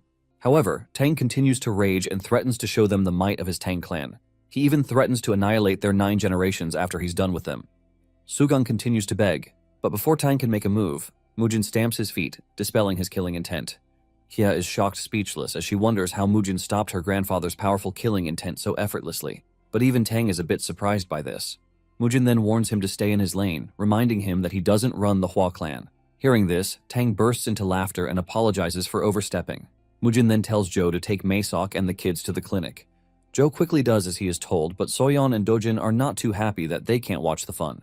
After making sure that they've left, Mujin prepares to torture Sugang for beating up Masak and smashing their so-called precious oak gate. He stabs a small wood into Sugang's shoulder, asking him if he knew how precious that gate was. Mujin then twists the stick further, explaining that the gate was made with an ancient oak tree, and it carries his grandfather's spirit. As Mujin continues to torture him, Sugang quickly confesses that he wasn't the one who destroyed the gate. However, Mujin doesn't care because Sugang was still an accomplice. Mujin then tells him to pay 10,000 gold as compensation, but Sugang protests the absurd extortion. Dongjiok and Cholmuk are shocked that Sugang dares to raise his voice in front of Mujin. To show Sugang that he means business, Mujin twists the stick further, making him immediately agree to pay up. Once he agrees, Mujin pulls out the stick and turns to face Yohang, who trashed his precious gate. Yohang hurriedly apologizes, and Mujin tells him to pay 20,000. Yohang agrees without hesitation, and Mujin turns to face Black Crow next. Black Crow begs Mujin to spare him and promises to do as he was told, but Mujin ends him on the spot, refusing to give him a second chance. He then orders Sugang and Yohang to liquidate Black Crow's property and bring it to him the next day. A few days later, Hua Clan Estate buzzes with activity as Steward Do oversees the repairs. They were rolling in money, so they replaced the gate with an actual expensive oiled oak and replaced every worn-out material in the estate. Mujin was quite pleased with their new look, and more martial artists enrolled to take the clan's warrior test. This is because Mujin had promised to teach them advanced martial arts, while also giving them a stipend. Everything was going smoothly for Mujin, except for the fact that Tang and his granddaughter decided to become regular visitors at the estate. Mujin can't understand why they turned his home into their personal tea parlor. Fed up, he questions Tang about it, but all he gets from the old man is a casual laugh and cracking jokes, annoying Mujin further. Tang tells Mujin that he enjoys the Hua estate because it's full of life and activity, which makes enjoying tea there better. Getting more serious, Tang then asks Mujin if his energy wielding is from movement arts. After a brief pause, Mujin replies that it is, and Tang begs for his understanding. Before Mujin can figure out what he means, Tang suddenly attacks him. Mujin manages to block the strike, but Tang continues to attack while he tries to stop her grandfather. Steward Do and Elder Joe are stunned and wonder why they're fighting. Tang soon unleashes his poisonous explosive punch, but Mujin uses Chi Destruction from the Peerless Nine Swords' third form to dispel the attack. Once the dust settles, he realizes that the attack wasn't poisonous after all. Meanwhile, Tang finally confirms his suspicions that Mujin's swordsmanship is the Peerless Nine Swords technique. Mujin is surprised that he knows about it. Tang tells him that he can never forget about it after witnessing it once. He apologizes for attacking Mujin and explains that he just wanted to confirm the technique. He then invites Mujin to sit for a chat, but Mujin finds the old man ridiculous. After getting Hia to pour him another cup of tea, Tang expresses his surprise that he was able to see the Peerless Nine Swords again. He then asks Mujin how he knows this sword technique, but Mujin refuses to answer until Tang tells him how he recognized the sword technique in the first place. Tang explains that he first saw it a long time ago while fishing with his grandfather and brother. Back then, poison martial arts was popular, and Tang's grandfather made a name for himself. He was known as the Heavenly Poison Emperor, and although retired at the time, he was known as a master during his prime. That day, while they were heading out, a swordmaster appeared out of nowhere and challenged Tang's grandfather. Tang and his brother rushed to hide while the two men clashed fiercely. The Heavenly Poison Emperor used the Poisonous Explosive Punch, while the swordmaster used the Peerless Nine Swords technique, Chi Destruction. Tang was amazed, which is why he could never forget that sword technique. Though he was hoping for his grandfather to win, the way the swordmaster easily defeated the so-called strongest emperor left a mark on Tang. After the clash, the swordmaster left quietly, and all Tang could do was watch because he was too young. However, after that day, the words Peerless Nine Swords remained in his memory. After narrating the story, Tang asks Mujin if that was the swordmaster's name. Mujin replies that it is not and explains that it is simply the name of the sword technique. Tang then asks Mujin if he's a disciple of that swordmaster. Mujin explains that although he inherited the sword technique, the Peerless Nine Swords swordmaster is not officially his master. Tang finds the whole connection a bit confusing, but Mujin tells him that he can't reveal some details. However, he plans to find an heir later to legitimately teach the sword technique. Afterwards, Tang apologizes again for attacking him, and Mujin then asks if he knows anything about swordless marks. Hi's eye widens when she hears this, but Tang claims he has never heard about it. Mujin doesn't press any further and decides to leave, but Tang stops him. He reveals that he has been frequenting the Hua estate to find out what Mujin thinks about his granddaughter. Hia is shocked to hear this, and Mujin feigns confusion at the question. Tang teases him for being sly before asking what he thinks about taking Hia as a wife. Steward Do and Elder Joe are delighted to hear this, while the four brothers begin to celebrate early. Mujin, on the other hand, is rendered completely speechless while Hia, who was protesting a moment ago, blushes as she waits for an answer. Tang asks Mujin again, and Mujin struggles to respond as memories of Yonhwa from his past life fill his mind. He then tells Tang that he has no intention of marrying anyone in this life. Hia's eyes widen when she hears this, but Mujin doesn't stop while he's ahead. He further adds that Hia is not exactly his type, and this infuriates her. She quickly fires back, telling him that she's not interested in him either. Tang studies Mujin for a while and questions if he's into men. Mujin is furious that he even considered that, but Tang explains that no straight dude can reject a catch like his granddaughter. Mujin lets him know that everyone has a type and tells him to respect his decision. This only infuriates Hia more while Tang tries to figure out what is wrong with Mujin. After Mujin leaves, Hia scolds her grandfather for embarrassing her and tells him to let it go. Tang reminds her that she was also looking forward to Mujin's answer, but Hia denies it. She swears that she never wants anything to do with an arrogant brat like Mujin again. Since Hia claims she's not interested, Tang decides to bring his younger granddaughter, whom he claims is gentler and has a better attitude than Hia. He tells Hia that Mujin is a great catch, and he doesn't plan to let him slip away. Annoyed, Hia tells Tang to just stay with Mujin and angrily walks away. Later, Mujin heads to the clan's training grounds to meet the over 200 new martial artists who want to join their clan. A few moments later, Mujin introduces himself to them and lets them know that he doesn't care why they came, but they must train to become strong and loyal. He explains that the clan's warrior selection test will be the hardest trial they will ever face and lets them know that they can freely quit midway. However, he promises to reward those who endure until the very end. Mujin then introduces them to their martial instructors, the 4 demon brothers who will be responsible for their training. Afterwards, he wishes them luck and hopes to meet them still breathing the next time they meet. After Mujin leaves, Chilmuk introduces himself as their senior instructor and orders them to carry a sack of rice on their back. This causes an uproar amongst the recruits as they begin to ask questions and protest.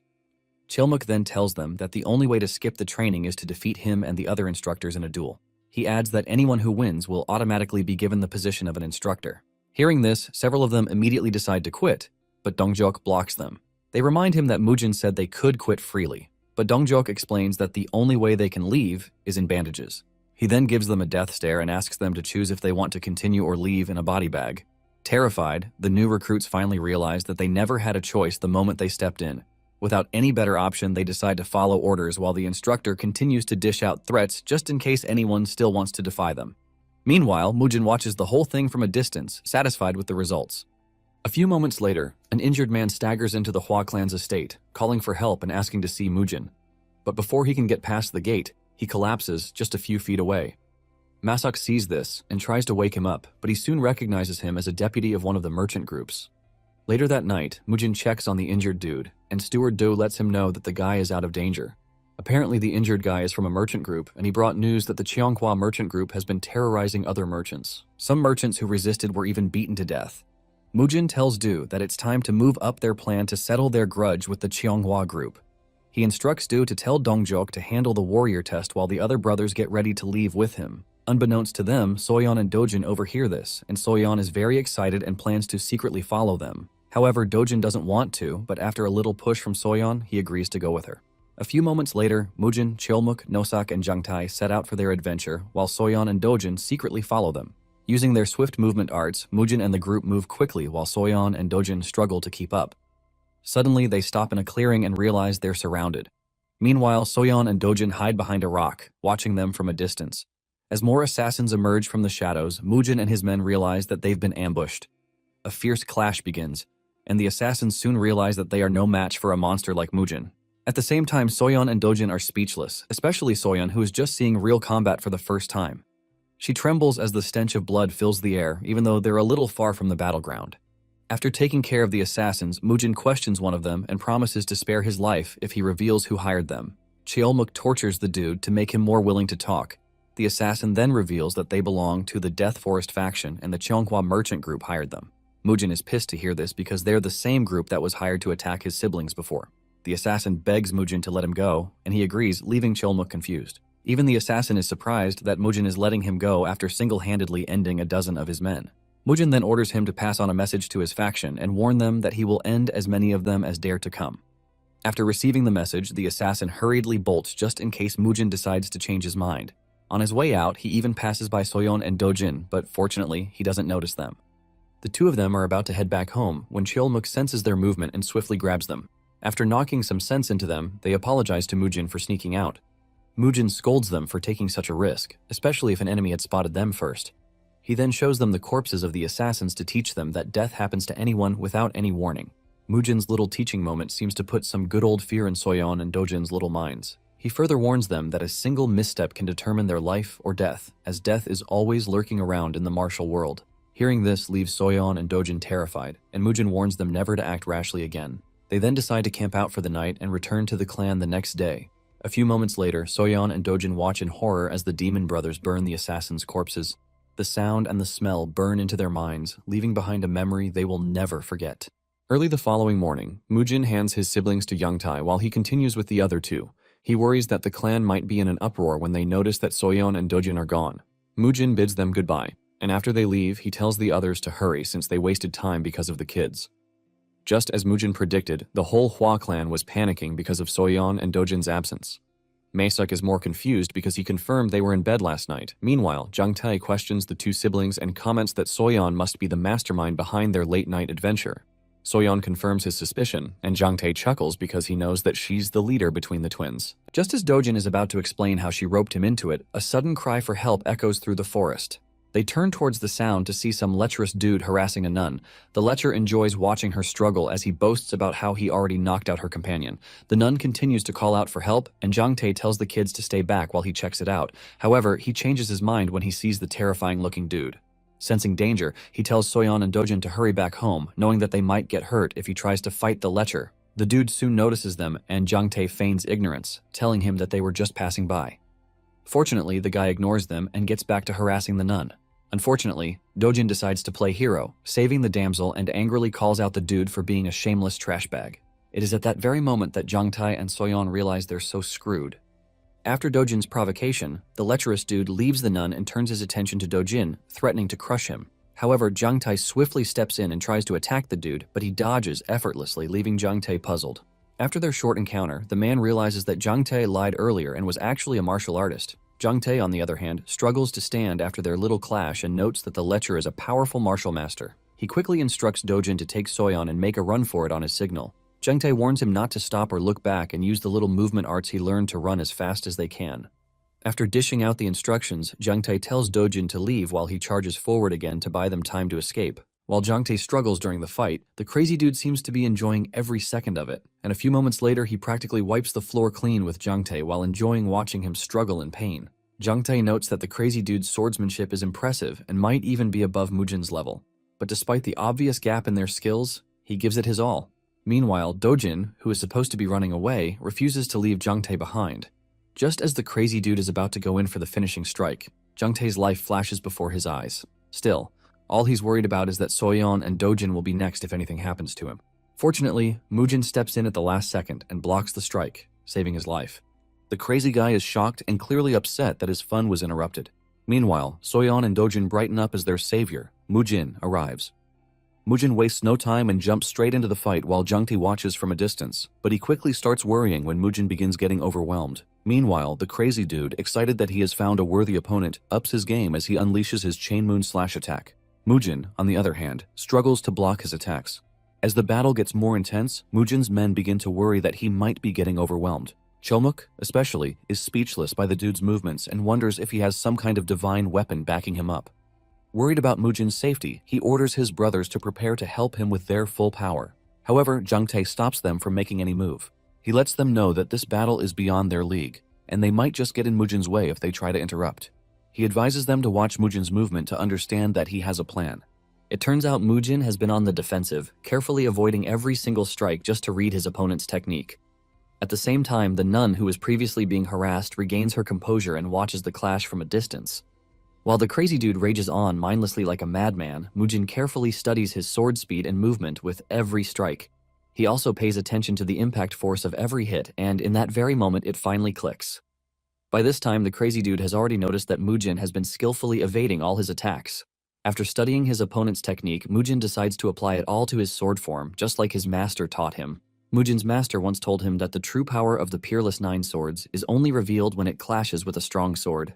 Back then, Mujin had asked if the Peerless Nine Swords technique was stronger than his master's demonic spirit sword art. However, his master replied that the demonic sword art is only a little stronger. After recalling his master's words, Mujin smiles like a maniac, telling the crazy dude that he has comprehended all his sword strikes. The crazy dude is confused, but Mujin doesn't give him time to think as he finally strikes back, leaving him stunned. Mujin quickly overwhelms him in no time, finishing him off with a single strike. Soyeon, Dojin, and the demon brothers are left speechless as Mujin cuts down the previously powerful smug dude. Even the dude himself can't believe he was defeated by a young brat. Still, he tries to find out Mujin's name before he joins his ancestors, and Mujin humors him. When the dude hears his name, he recognizes him as the so-called mad dog of the Hua clan. With that, the crazy dude breathes his last with Mujin's name on his mouth. At the same time, Mujin curses him never to find peace, even in death, and to choose his battles wisely in his next life. Meanwhile, the other nun, who was knocked out, has regained consciousness and wonders what happened while she was out. She also heard Mujin mention his name and finds it a bit familiar. After racking her brain, she finally recalls that he's the crazy young master of the Hua clan, though she finds it hard to believe he is so strong. In the meantime, Mujin checks on his siblings to see if they got hurt. Dojin assures him that they're fine because Jangtae saved them in time. Jangtae wonders how Mujin knew they were in trouble, and Mujin explains that he simply had a gut feeling. He then asks them how they ran into such a lunatic in the first place. Jungtae explains that they were passing by when they saw the man harassing the nuns. He further adds that he planned to walk away since he was with Dojin and Soyeon, but Dojin had to play the hero, which pissed off the dude. Mujin is surprised to hear that his little brother stood up against such a powerful guy. Dojin immediately apologizes for making things worse, but Mujin commends him for being righteous. Dojin is stunned to hear his brother praise him, and this unlocks a core memory in his tiny brain. After helping her nun companion up, one of the nuns introduces herself as Ryong, a first-generation disciple of the Ma sect. She then thanks Mujin for saving their life, but Mujin ignores her introduction and asks her about the identity of the dude he just murked. He was asking because he had never heard about any powerful martial master around there. Ryong explains that the man was a peak martial master known as Crimson Moonsword. Apparently, he's from the Crescent Moon Sword sect of the Four Martial Heavens. Ryong further adds that he picked a quarrel with them, demanding to know the location of one of their junior nuns. He was a famous lecher, but Ryong didn't expect him to attack them out of the blue. After hearing Ryong's story, Mujin remarks that Crimson Moon's terrible attitude is definitely why his swordsmanship was garbage. At this point, he's fed up that everyone from the Four Martial Heavens is either garbage or trash. Ryong then thanks Mujin again for saving them and hopes to one day repay the debt. However, Mujin tells her to direct her gratitude to Jungtae and Dojin. He also lets her know that he didn't come here to save her. Ryong then thanks Dojin, leaving him blushing and feeling like Wonder Boy. Even though he claims he didn't do anything, Mujin looks at his little brother with pride. Afterwards, the group prepares to go their separate ways, and Jungtae continues with the twins while Mujin goes ahead with the other demon brothers. As Ryong watches her new hero leave, she can't help but be amazed that the rumors about his powers were true. This makes her wonder if things in Xichang are really about to change.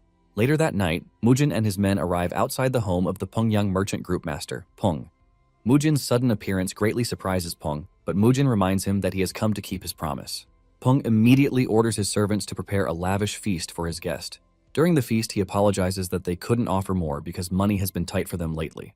Mujin even remarks that Peng looks more weary because he must be having a tough time. Just then, the other two merchant masters, Dong and Huang, rush in, excited to see Mujin. They can't believe he made it all the way there without an army to protect him. They question how he made it through such a dangerous route in one piece. Mujin reveals that he actually dealt with more than 24 assassins and also took down a powerful lunatic named Crimson Moon Sword. The merchant masters are stunned to hear that Mujin took down the notorious Crimson Moon. One of them can't believe Mujin took down a lunatic from the Four Martial Heavens. Peng, on the other hand, simply finds it unbelievable that Mujin survived such an ordeal. Meanwhile, Merchant Master Huang is just pleased that this will make Mujin's name more formidable. Afterwards, Mujin tells them everything, including how it started with the injured deputy leader who ended up on his doorstep. The merchants complain about Changhua Merchant Group's recent tyranny. Peng even fears that they may storm their private homes if left unchecked. Mujin then asks them to propose solutions since he only came to draw his sword if necessary. Since he needs a good justification to act against them, Mujin decides they should begin their plan with the nearby cloth street. He then gives them instructions on how to prepare for their grand plan.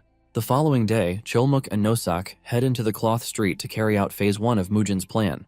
However, they're surprised to find the market completely empty and desolate. A few moments later, they notice a nearby stall and stop for some food. Suddenly, some dude tries to poach them to another restaurant while the owner of the food stall watches quietly, trembling.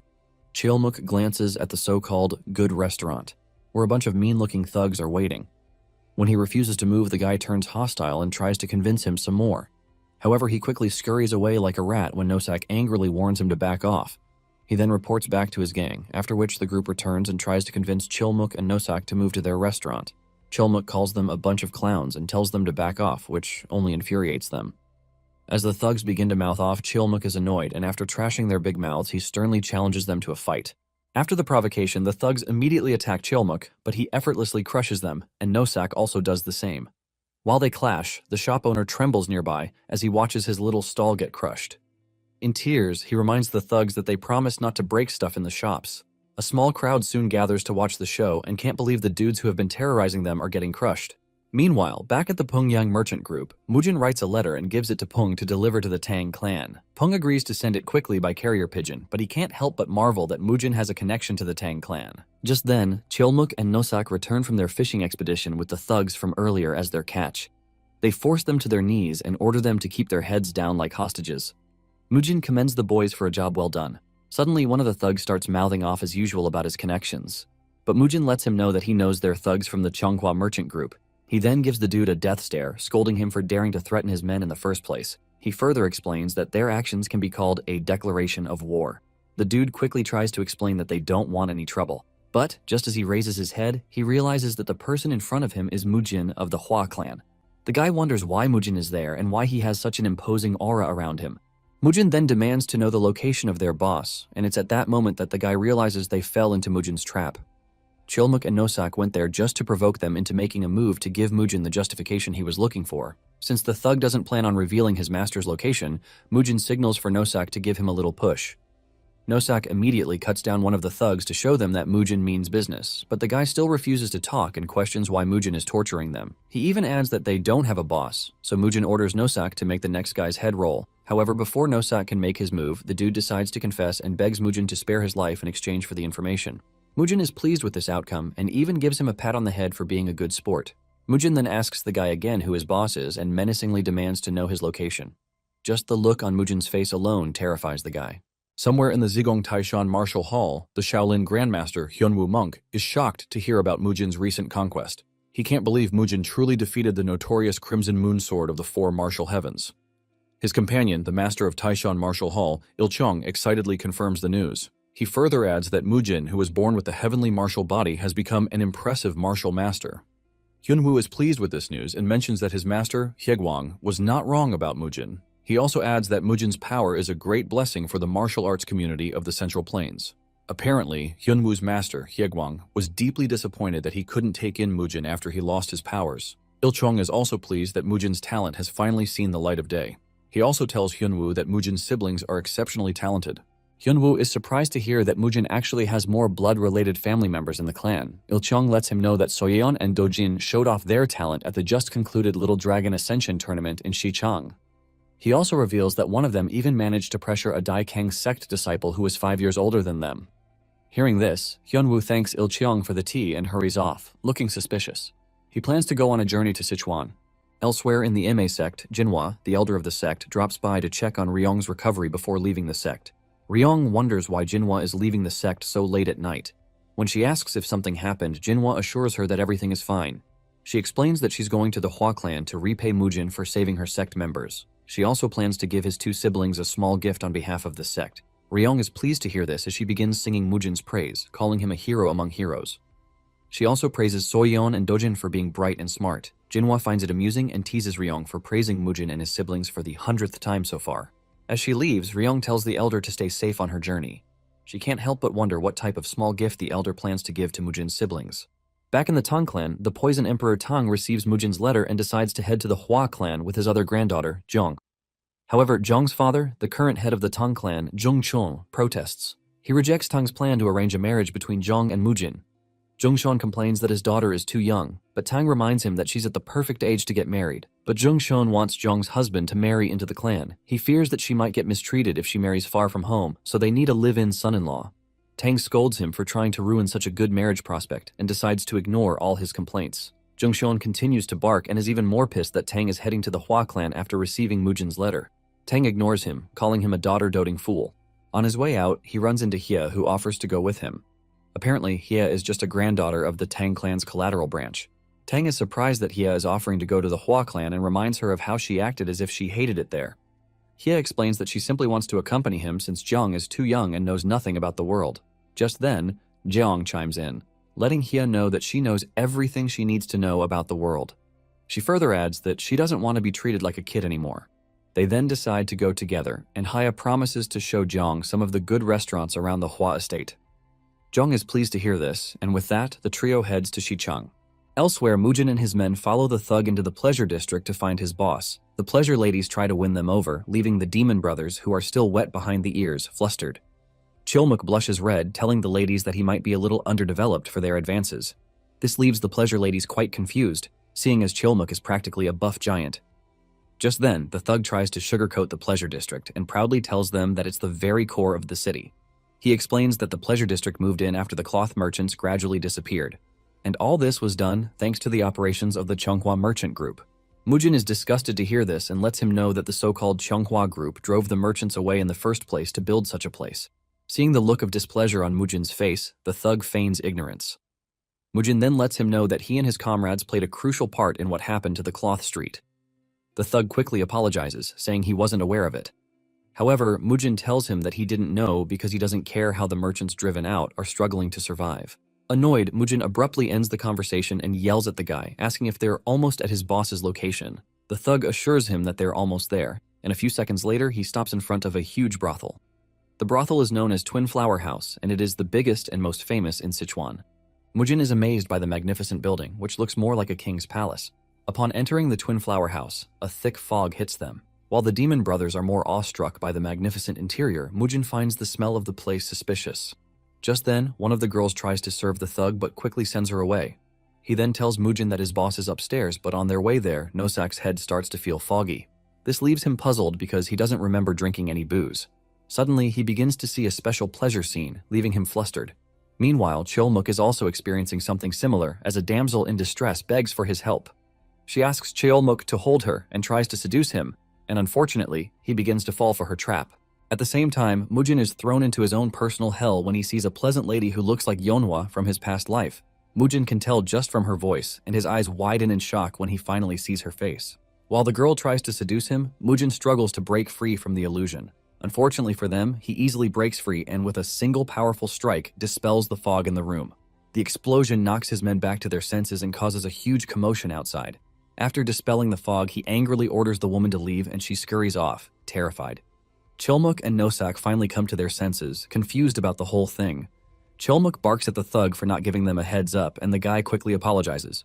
Apparently, the brothel is filled with hallucinogenic smoke to make it more addictive for their targets. This infuriates Mujin as he angrily orders that the pleasure house be shut down at once. He also decides to burn it all to the ground when they're done. He then orders the thug to show them the way to his boss, and the guy complies. A few moments later, they finally find the so-called boss, who's also high on his own turf. Mujin immediately signals Nosak, who swiftly knocks him back to reality. After regaining his senses, the boss questions Mujin's identity, and Mujin proudly introduces himself. Mujin then asks for his rank in the Cheonghua merchant group. The boss wonders how Mujin found his hideout and replies that he's the deputy chief steward. Mujin then tells the steward that he has 10 days to withdraw every single Cheonghua merchant business from Songryu town. He also warns the deputy steward to stop all petty attacks against the Hua clan. The deputy steward questions why he should follow Mujin's orders and is puzzled because he has never done anything against the Hua clan. Seeing he's just a clueless pawn, Mujin orders him to pass on his warnings to his superiors. Mujin warns him again that he'll take it as a declaration of war against his clan if the Cheonghua merchant group doesn't withdraw within 10 days. Mujin's threats terrify the deputy chief steward. Mujin also tells him that the Twin Flower House will be closed down immediately. On their way out, they set the place on fire to make sure it stays closed for business. That night, the so-called biggest brothel in town burns to the ground, causing a stir. As they head out, Mujin orders Cheolmuk to prepare a messenger pigeon the moment they arrive. He plans to involve the remaining 2 demon brothers in his next plan. Back in the Hua clan estate, Jinhwa and Hyunwoo cause a commotion as they bicker about who should enter the estate first. Elder Joe tries to step in, but the 2 old geezers completely ignore him. They continue to bicker until Tang's arrival, causing them to stop. Tang wonders why they came, and the 2 old guys are also surprised to see him there. They question why he came, and Tang proudly boasts that he rushed over on Mujin's personal invitation. This makes Jinhwa and Hyunwoo, who were arguing earlier, unite against him.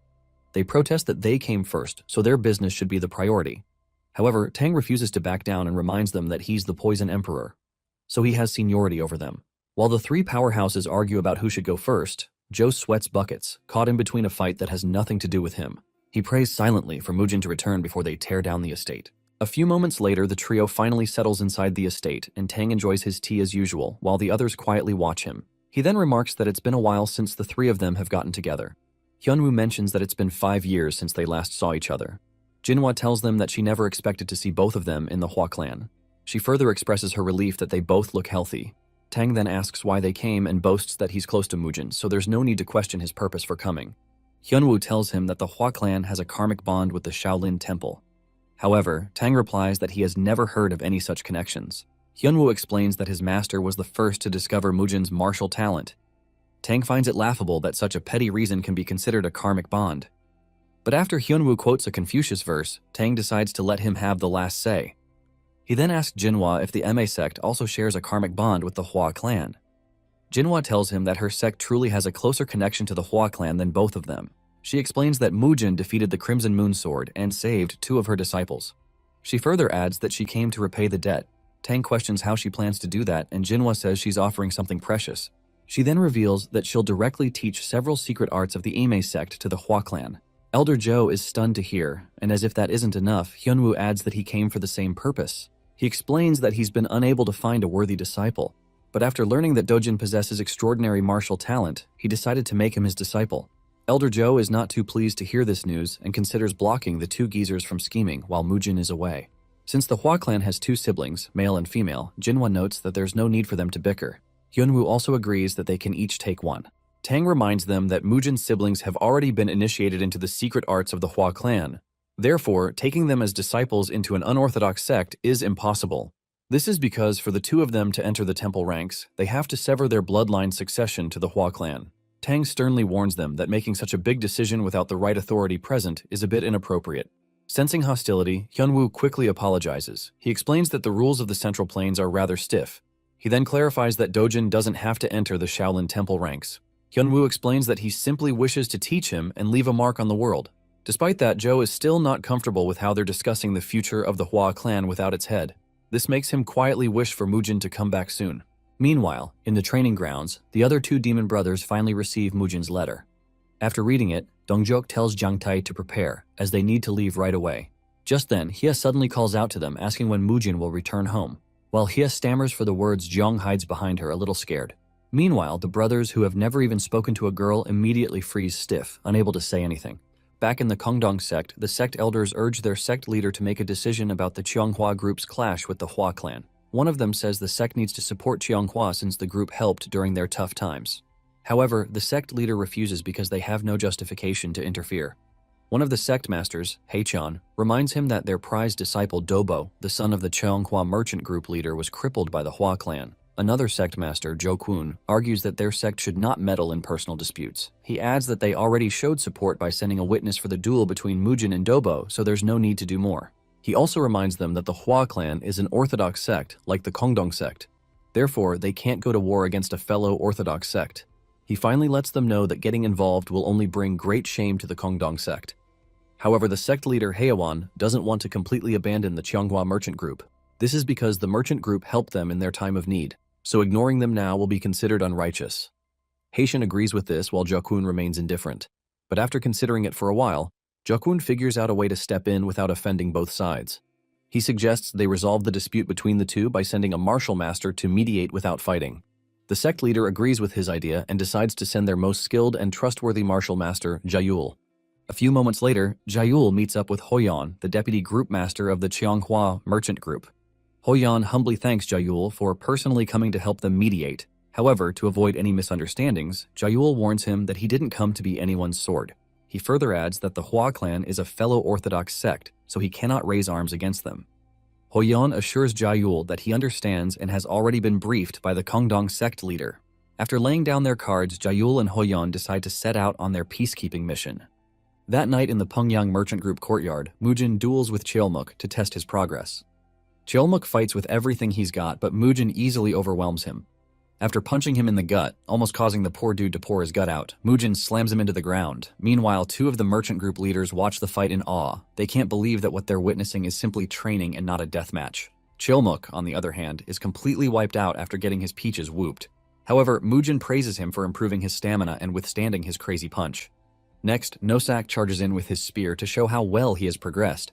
Mujin swiftly dodges the attack and strikes back, but Nosak manages to block a few strikes. Mujin tells him he's too slow and decides to show him how a good ambush works. He suddenly appears behind Nosak, giving him pointers on how to move faster. Nosak complains that Mujin is just unreasonably fast, earning him a hard slap on the back for whining. After the training session, Mujin tells Cheolmuk that his movements are too stiff. He advises him to find a new and better way to be flexible. Suddenly, one of the merchant leaders rushes, looking flustered as he calls Mujin's attention to their unusual visitors. He quickly explains that representatives from the Cheonghua merchant group and the Kongdong sect have come to see Mujin. A few moments later, Mujin struts in like he owns the damn place. Before offering greetings, Jayul praises Mujin for upholding the proper orthodox spirit. After greeting Mujin, he introduces himself as the law pavilion master of the Kongdong sect. As he tells Mujin to sit down, an awkward silence descends on the room. Mujin takes his precious time to sit down, after which he introduces himself without bowing much. This irritates Jaehyul a bit as he quietly studies him, noting that Mujin is a bit of an arrogant brat despite being so young. However, Jaehyul understands that his arrogance is understandable since even a hidden dragon is still a dragon. Next, Hoyeon introduces himself as the deputy leader of the Cheonghwa merchant group. He then questions why Mujin wanted to see him. This question annoys Mujin as he realizes his warning wasn't taken seriously. Hoyeon then angrily asks why Mujin has been harassing his merchant and businesses. Mujin finds this laughable and quotes an adage of the kettle calling the pot black. Fed up with Mujin's arrogance, Jaehyul chimes in, but Mujin completely disregards him. He taunts the Cheonghwa merchant group for thinking they're so formidable that the Kongdong sect is their lackey. Both Jaehyul and Hoyeon are shocked by Mujin's blatant disrespect. However, Mujin boldly questions whether they think bringing some so-called elder from the Kongdong sect can intimidate or make him bend the knee. Jaehyul is surprised to hear this and never expected Mujin to have the guts to say such words. Nonetheless, he turns to Hoyeon, scolding him for making him believe that it was a one-sided attack. Hoyeon denies this, saying he has no idea what Mujin is talking about, and Peng decides to explain what happened. He mentions that days ago, warriors from Mujin's clan were attacked by warriors from the Gui merchant group in the Fabric Street, and in the process, many of the Pengyang merchant group shops suffered losses from the fighting. Peng lets Jaehyul know that the fire at the Cheonghwa merchant group's adult house was an accident that happened as a result of their visit to demand accountability for what happened to their merchant group members. Peng asks Jaehyul if he has no knowledge of these, and the question leaves Jaehyul dumbfounded. Hoyeon cuts in, claiming that the whole dispute was just a mere dispute between hot-blooded young people. Nonetheless, he wants to know if compensation is what Mujin is after, telling him that they have also suffered considerable losses at his hands. Mujin cuts in, reminding them that the whole area was originally the Pengyang merchant group's territory and location. Mujin lets the annoying dude know that there is no damage he suffered because they simply returned what was stolen to its rightful owner. As Mujin continues talking, he gets even more pissed about the whole situation, and he lets Hoyeon know that he is no different from a goat thanks to his annoying beard. Mujin then makes his demands clear, telling them that he wants the Cheonghwa group to completely withdraw. And in addition, he wants the Cheonghwa group to stop oppressing the three merchant groups through financial power. Hoyeon slams the table in annoyance, asking Mujin who he thinks he is that whatever he says can actually be put into consideration. He asks him if he knows how hard it is to run a merchant group because the whole basis of a merchant group is financial competition. Mujin cuts in, telling the dude that he is not even done talking and whips out a note, which he shows everyone on the table. He asks Hoyeon if he knows what the note is, and he proceeds to reveal that it is a confession document that they extracted from assassins hired on Cheonghwa's group orders. At this point, Mujin is already getting angrier, and his face says it as he asks Hoyeon what gave him the guts to come after his younger siblings. Mujin lets the dude know that he's pretty bold to have come to the meeting to threaten him, and he tells him to give him just one reason for him to spare his life. Mujin's bloodlust overwhelms the entire room as he says this, and even Jaehyul feels it, which causes his body to start shaking. He never expected someone who is barely an adult to have so much aura that it would even shake him. Jaehyul then steps in, urging Mujin to chill out while turning to Hoyeon, asking if it is true that they sent assassins after Mujin's siblings. Hoyeon denies this, claiming that this is the first time he has heard something of such, saying a merchant group has no reason to send assassins after a martial artist. Realizing that Hoyeon is just going to keep denying what it is, Mujin lets them know that he is going to do things his own way. Hoyeon screams as if he is the most innocent man on the planet, telling Jaehyul that Mujin is just trying to frame them for what they didn't do. On the other hand, Jaehyul is regretting the fact that he and his sect got themselves into something way out of their league. Jaehyul tries to make the situation favorable for the Cheonghwa group, telling Mujin that his sect and the group have been together for a long time, so it is pretty hard to believe that they are going to use such annoying methods. In addition, Jaehyul doesn't think they should allow a fight to happen just because of what some mere self-claimed assassin said. Jaehyul believes that they need more concrete circumstances, and Mujin figures out that the man is trying to tell him to find other evidence to support his claim. Mujin lets him know that he has no issue with this, but he has one condition, and this is the fact that the Cheonghwa group must withdraw immediately, assuring them that if this is done, there will be no need for conflict. Hoyeon is completely overwrought with pride as he believes Mujin is not all that since they have the Kongdong sect backing them. Hoyeon then speaks up, rejecting Mujin's offers, saying they cannot withdraw their business over Mujin's claims, and Mujin lets them know that he is done talking if this is the case. Mujin gets up to leave, telling Hoyeon that they will see if he is still going to be able to maintain the same pride in some days. As he prepares to leave, Jaehyul stops him, telling him that the Kongdong sect's image will be tarnished if he leaves that way. Mujin lets the dude know that he doesn't really care about this because Jaehyul was the one who refused the proposal, so he should face him and tell him that. Mujin also tells Jaehyul that the Kongdong sect has to withdraw from mediating in the conflict while letting him know that there is nothing the Kongdong sect can do. Mujin mentions that he can't believe that the Kongdong sect is defending the Cheonghwa group while talking of justice and fairness. Mujin says all they are doing is ordering weaker sex around like children, and he lets Jaehyul know that he is not one of the weaklings they can do such to. Mujin ends his statement by letting the dude know that his trip was a waste. Seeing the way the whole situation is going, Jaehyul realizes that Mujin is even more stubborn than he gave him credit for, but he is worried that the Kongdong sect's reputation will be ruined if he lets Mujin go without bowing to pressure.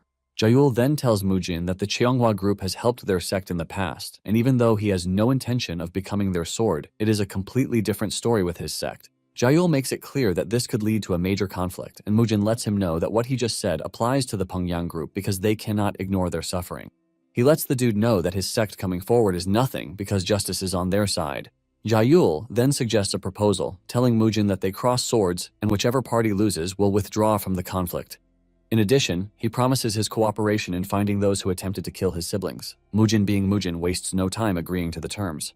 Moments later, they step out to take on each other in a duel, and Pung is busy praying that Mujin comes out victorious. But Cheolmuk just stares at him with a question mark on his face because he clearly does not know who Mujin is. Before the fight starts, Jaehyul makes it clear that the losing side will withdraw from the fight immediately, and Hoyeon agrees to this.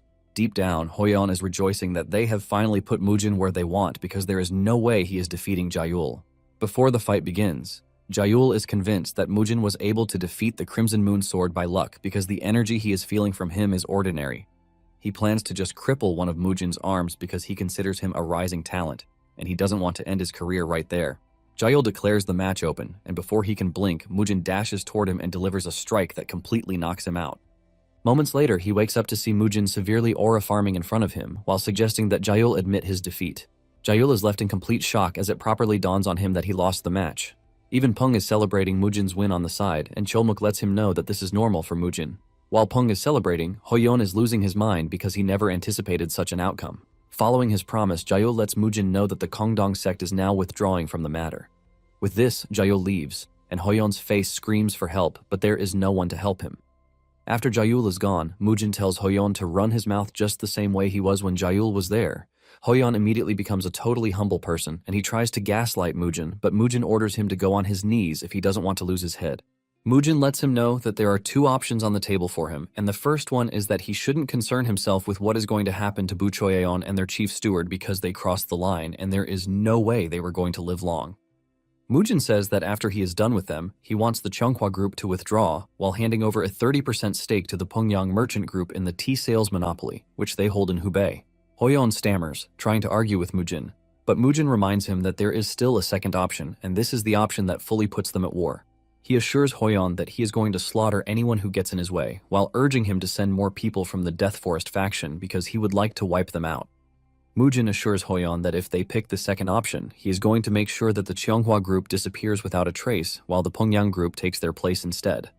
Mujin looks completely terrifying while telling Hoyeon this, and he can clearly see that he is even more serious than before.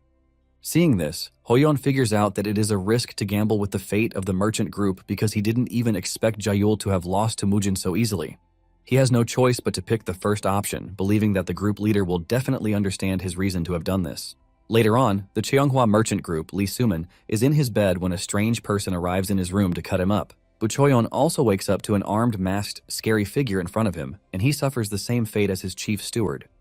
Some days later at the Pengyang merchant group, Cheolmuk finally reunites with his brothers. The brothers let Mujin know that it was a bit stressful tracking down the Death Forest faction dudes who escaped from them, but after catching up to them and relieving them of their arms, they had no problem writing a confession.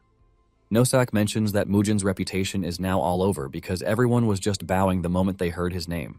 Mujin asks about Buchoyeon and the annoying steward, and they assure Mujin that they left them completely torn apart.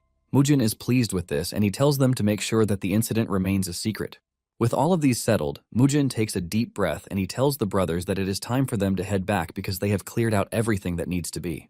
Pung is surprised that Mujin and his boys are already leaving when he has not even entertained them to his heart's content. Mujin lets him know that he needs to return to the clan ASAP because he's been away for a while, but he assures Pung that he will be looking forward to this another time. With this, a carriage is prepared for Mujin and his men, and when the street merchants see him rolling out, they scream at the top of their voices, urging him to wait. The merchants rush over to his carriage, thanking him for the help while urging him to visit again, promising him to treat him to the nicest things that they have. Even the girls tease the four brothers, telling them to come visit any other time. Mujin lets out a smile, and as they ride away, he thinks to himself that the whole spectacle was actually nice.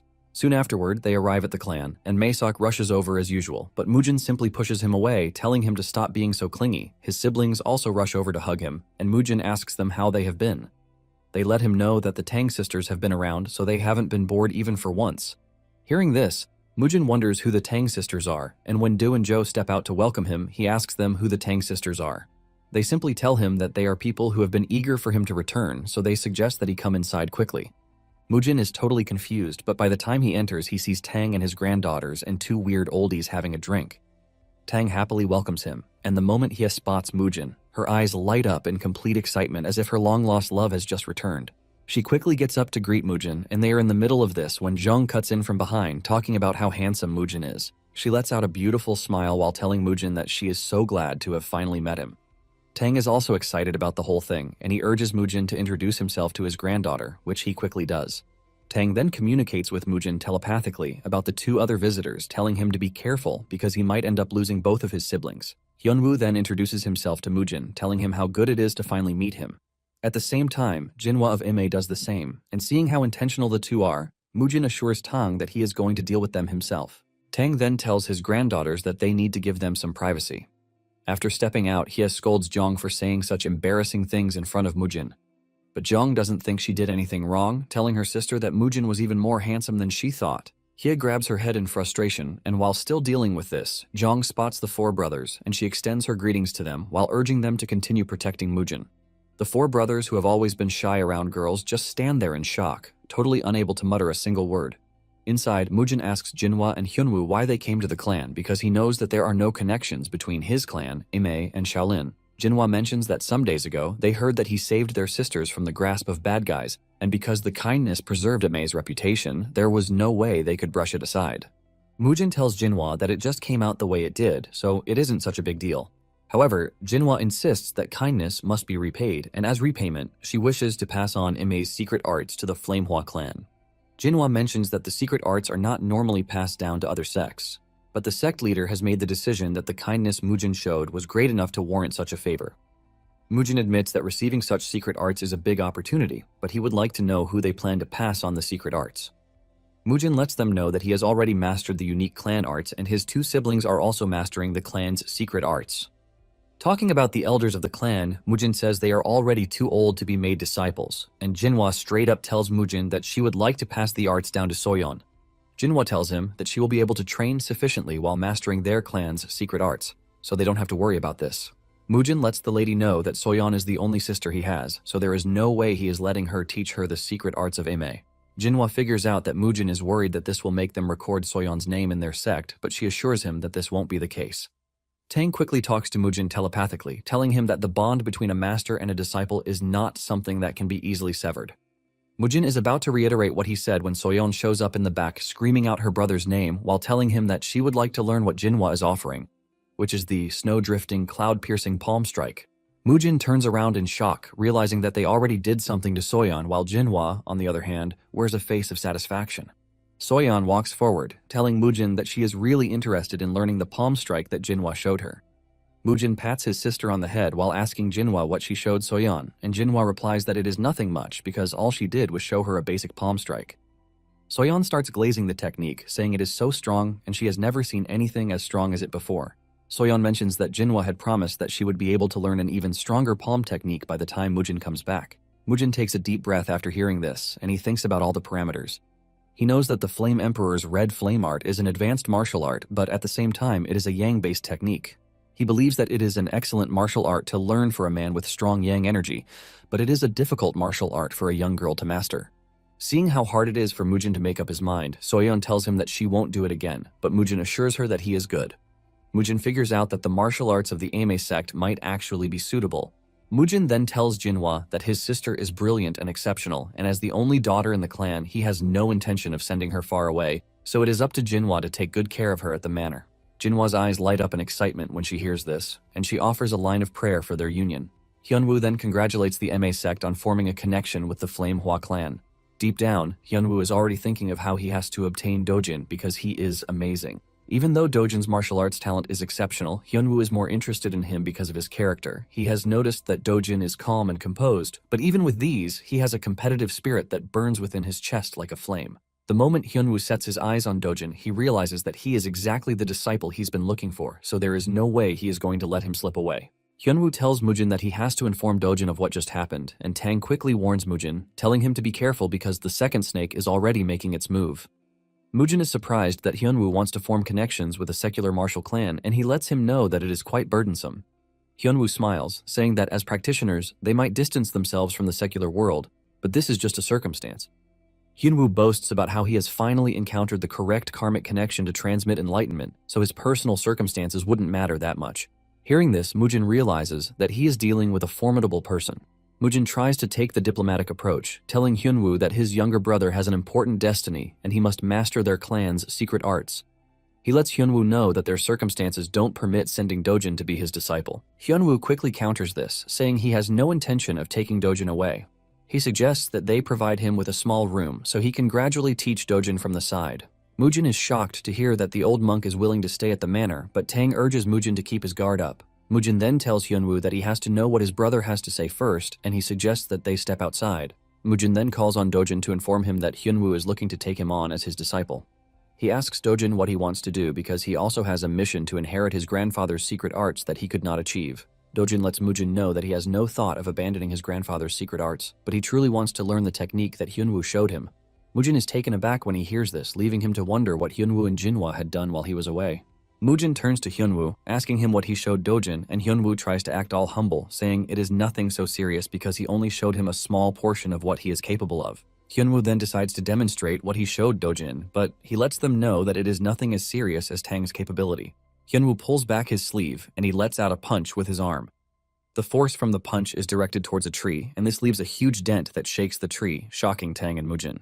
Hyunwoo boasts that he only held back because he didn't want to break the clan's tree. Tang is left in complete shock because what he just witnessed is the 100 Steps Divine Fist Strike, a Shaolin secret art that went extinct 30 years ago. Dojin then tells Mujin that he wants to learn this, believing that his grandfather's secret arts can even be developed further. Mujin knows this deep down because adding the precision of the 100 Steps Divine Fist Strike to the Flame Emperor's Fierce Fist Strike techniques would be a banger. He smiles because he never thought that the Shaolin's secret arts that he eradicated would come back to meet him again. Mujin finally agrees to this, and he tells Hyunwoo to teach Dojin well. In the end, Hyunwoo also managed to obtain Dojin as his disciple, and later that night, Tang and Mujin sat down to talk.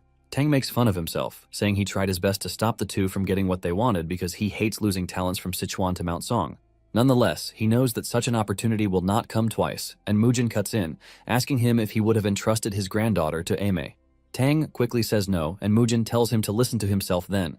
Mujin asks him why 3 heavenly bodies have to emerge from one household, and Tang is surprised that this actually exists. Mujin mentions that it is a physique that is opposite to demonic energy, but shows exceptional achievement in orthodox techniques. Hearing Mujin talk about this, Tang remembers one of the reasons why he wants Mujin in his household, and he asks him what he thinks about Zhong. Mujin yells at Tang, reminding him that he already made himself clear. Tang is surprised that he is still maintaining this stubborn act, and he asks him if he is not into men, but Mujin disputes this. Moments later, Mujin asks Tang what he sees in him because he is much younger than him, but he lets him speak disrespectfully to him. Tang is impressed that Mujin finally noticed, and he lets him know that he doesn't feel the presence of an age difference with Mujin. He says it is as if their conversations flow in sync, as if he is talking to an old friend he has known for a long time. Mujin smiles when he hears this, and he mentions that many years ago, there was a woman he loved, and he was even willing to abandon his life as a martial artist to disobey his master's sole final wish, just because of this woman whom he loved dearly. Tang doesn't essentially take the story seriously, and Mujin continues narrating. He mentions that the woman he is talking about was born with nothing, and she managed to raise 2 younger siblings without wanting anything. She basically struggled by herself without anyone providing help for her, which shows how pure and noble she was. Mujin talks about how much integrity she has, and Tang asks him why he is no longer with the woman.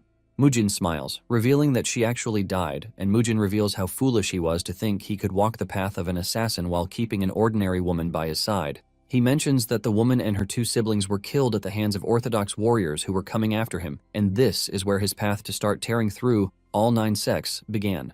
Tang is taken aback when he hears this, and he starts wondering if Mujin is in his right mind. He asks him if he is drunk or something, but Mujin assures him that he is perfectly sane, and he is only telling Tang about his past and his revenge. He mentions that the fight with the Namgung clan was where the whole thing started, and even though it was something small at first, it eventually skyrocketed into something that led to her death at the hands of Namgung Cheonyong. Tang gets even more interested when he hears this because Cheonyong's name was completely erased from Murim 45 years ago. Mujin lets him know that this name is the name of an enemy he hasn't forgotten even for once, and after his lover's siblings died with her, everything became completely bleak for him. For the next 15 years, he continued fighting the 9 sects. Mujin mentions that the first clan he wiped out was the Namgung clan, and before he knew it, all the orthodox sects of Murim set their sights on him, and without hesitation, he killed them all. It wasn't long after this that they gave him an interesting name, which is the Divine Demon.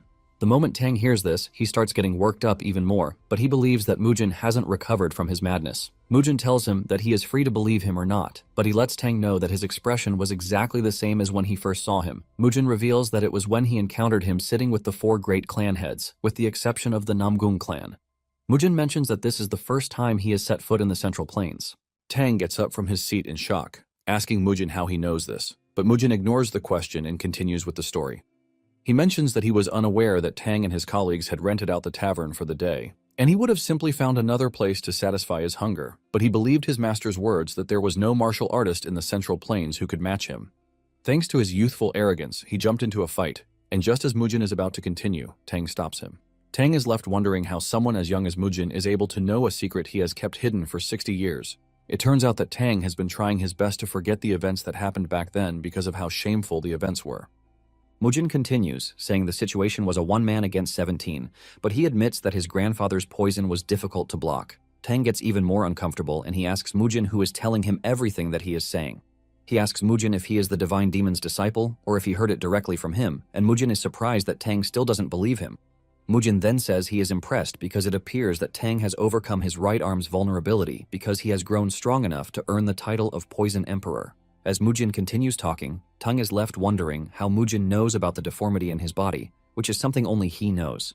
This starts convincing him that Mujin is really the Divine Demon. He realizes that the Flame Hua's son must have overcome his madness and become a powerful martial artist because of the Divine Demon's presence. A scary aura starts radiating from Tang's body as he asks Mujin which he would pick between the orthodox martial arts and the demonic martial arts. Mujin smiles when he hears this, and he asks Tang about the difference between the two. Tang is surprised that someone as exposed as Mujin is asking this, and he indulges him to answer this, revealing that one who builds martial arts through demonic methods is a demonic martial artist. Mujin asks him if someone learns the orthodox, if it makes the person orthodox. Tang then replies that if someone learns the orthodox arts but doesn't walk the path of an orthodox martial artist, they are considered unorthodox and demonic. Mujin then asks him about the 9 sects, who have murdered innocent people and brought about a bloody storm across the years.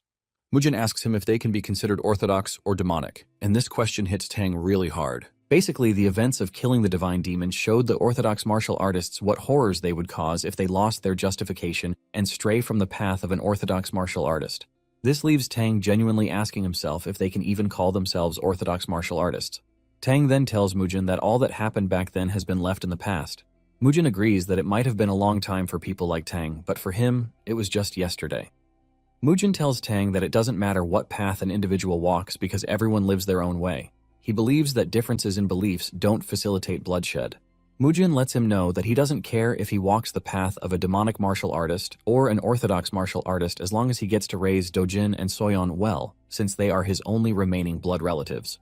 Tang bows his head in relief, saying it is fortunate that another divine demon won't be born in the Central Plains because one huge tragedy is already enough. Mujin then asks him if he would have attacked him if he had decided to walk the path of a demonic artist, and Tang lets him know that, as an orthodox martial artist that he is, he would have. Tang laughs, saying everyone who has witnessed the divine demon would do the same. Mujin then reminds Tang that he was just talking to him, an old friend, moments earlier. Tang asks Mujin a critical question, demanding to know who he thinks is going to come out on top if they are to fight at that point. Mujin answers honestly, saying he would most likely die. Tang is surprised to hear this, and he asks Mujin if he isn't hiding his inner energy, and Mujin reminds him that his current body is a heavenly martial body, so he cannot cultivate demonic arts. Tang then asks him how he was able to learn the Peerless Nine Swords, and Mujin mentions that the founder of the Peerless Nine Swords was his master's dear friend. He took a disciple in his later years, but the disciple died, so he had no choice but to entrust the art to Mujin's master so the art wouldn't disappear. Thanks to this, the art was passed down to Mujin, and Tang asks him what would happen if they faced each other in the previous life with the martial arts he currently possesses. Mujin tells him that if he hasn't reached the realm of using enhanced poison, he will have no chance whatsoever. Tang is shocked when he hears that there is a realm called the Enhanced Poison, and Mujin assures him that it exists because he has reached a similar realm. The two end up laughing out loud on this while discussing how Tang manages to procure drinks out of nowhere, but Tang lets him know that he might just have to kill him if he tells him. The next morning, Tang and his granddaughters prepare to leave, and he tells Mujin that he will visit from time to time. Mujin replies saying he is free to visit, but it shouldn't be too often, and this reply shocks the two clan elders. After Tang is gone, the elders start questioning Mujin, asking him if he is sick again because he is clearly telling the Poison Emperor not to visit often. Mujin lets the two know that he has a good reason for saying this, and they ask him what it is, but he replies that they don't need to know about the details. On the other hand, Tang is still shocked that Mujin's true identity is Zhongqian, the divine demon. Mujin is a man who almost wiped out the Central Plains just because of a woman he loved, and Tang has realized that his devotion to this woman hasn't changed, even though he has been given a new life. So Tang believes that it would be best for him to just respect his decision. Tang wanted to make him his son-in-law so badly, but he had no choice but to accept how things had turned out. Hia notices the worry on her granddad's face, and she asks him what he and Mujin were discussing all night. Tang casually tells her that they spoke about a lot of things because it's been 45 years since they parted. This leaves Hia questioning what she just heard. As time went on, Dojin and Soyeon were rapidly acquiring the secret techniques of Imei and Shaolin, respectively, and the two masters were completely blown away by what they were witnessing. With joy in their hearts, they teach the kids every movement art that they are supposed to know. Even Mujin is impressed by his siblings' growth rates, and Joe talks about how it might even be hard for him to guard against the two. However, refutes this, saying the kids still have a long way to go. Joe argues, saying the two have already surpassed the levels of their age mates. Just then, Mujin notices that Joe and Do are smiling weirdly, and he asks them what their stress is. Joe excitedly tells him that it is time for the clan head succession ceremony, and Mujin is shocked when this realization dawns on him. Days later, the manor wears a celebratory look, and the clan people gather to witness Mujin take his father's position. Even Masok cries tears of joy as he never expected such a day to come. Mujin steps into the limelight with a beautiful outfit while wearing a proud smile. As he walks through the manor amidst the crowd that is gathered to watch him ascend, Mujin scolds Joe and Do for inviting so many people after he told them to keep it low-key. They let him know that there is no way it is going to be modest with Tang, Jinhua, and Hyunwoo there. Even Siyun is present to bow to Mujin, offering his greetings as the new head of the clan. Mujin teases him, saying he never expected him to come all the way from the Beck Manor, but deep down, Siyun knows that he doesn't have the guts to cause trouble for Mujin with those who are now backing him. The three merchants are also present, and Mujin thanks them for coming all the way to celebrate him. The trio lets him know that without him, their group would be nothing, so they are going to continue supporting the clan with everything they have. Mujin thanks the trio, telling them that their words are reassuring. Joe then communicates telepathically with Mujin, telling him that they are talking about when they gave them a share of the profits from the Cheonghua Group's tea, and Mujin is curious when he hears this. The elders let Mujin know that the merchants are generating insane profits from this, and Mujin is relieved to hear this. The merchants tell Mujin that they have prepared a gift for him, and when he asks them what it is, they reveal that it is a lesser purifying pill, which is said to increase one's inner energy by 20 years. Mujin is completely blown away when he hears this, and he quickly takes the pillbox from them, assuring them that he is going to put it to good use. Once the pleasantries are complete, they formally begin the third succession ceremony of the Flame Hua clan. Mujin makes a silent vow to make the Flame Hua clan the greatest in Sichuan, and he only plans to borrow Mujin's body until then. It is a truly impressive situation that Mujin, who was considered the trash of the family, met a heavenly fate, which allowed Zhongqian to be able to enter his body. After the succession ceremony, everything continued going smoothly, and Mujin returned to his usual schedule of everyday training. He is in the middle of one of these training sessions when he is approached by the two clan elders, who tell him that it is time to head to Mount Song. Mujin asks them why he would have to go to Mount Song, and they ask him if he has no interest in seeing the Orthodox Murim tournament. Mujin is completely lost when he hears this, and talking about the tournament, it is the largest event of the Central Plains Orthodox sects, which is held once every 5 years. It is a martial arts competition where all the most talented juniors of the Orthodox sects gather, and the winner of the competition would seize immense wealth and honor. Mujin straight up tells them that he is not interested because he doesn't see any reason why he would want to watch this, and the elders let him know that it is going to be a great learning experience for Doji and Soyeon. They further add that the two are really interested in the Murim tournament, and the moment Mujin hears this, he becomes concerned. He immediately changes his mind because he knows that this would provide a good stimulus for Dojin and Soyeon. Not long after this, they prepare a carriage to take them to Mount Song, and before leaving, Mujin tells Do to send a carrier pigeon in case anything happens.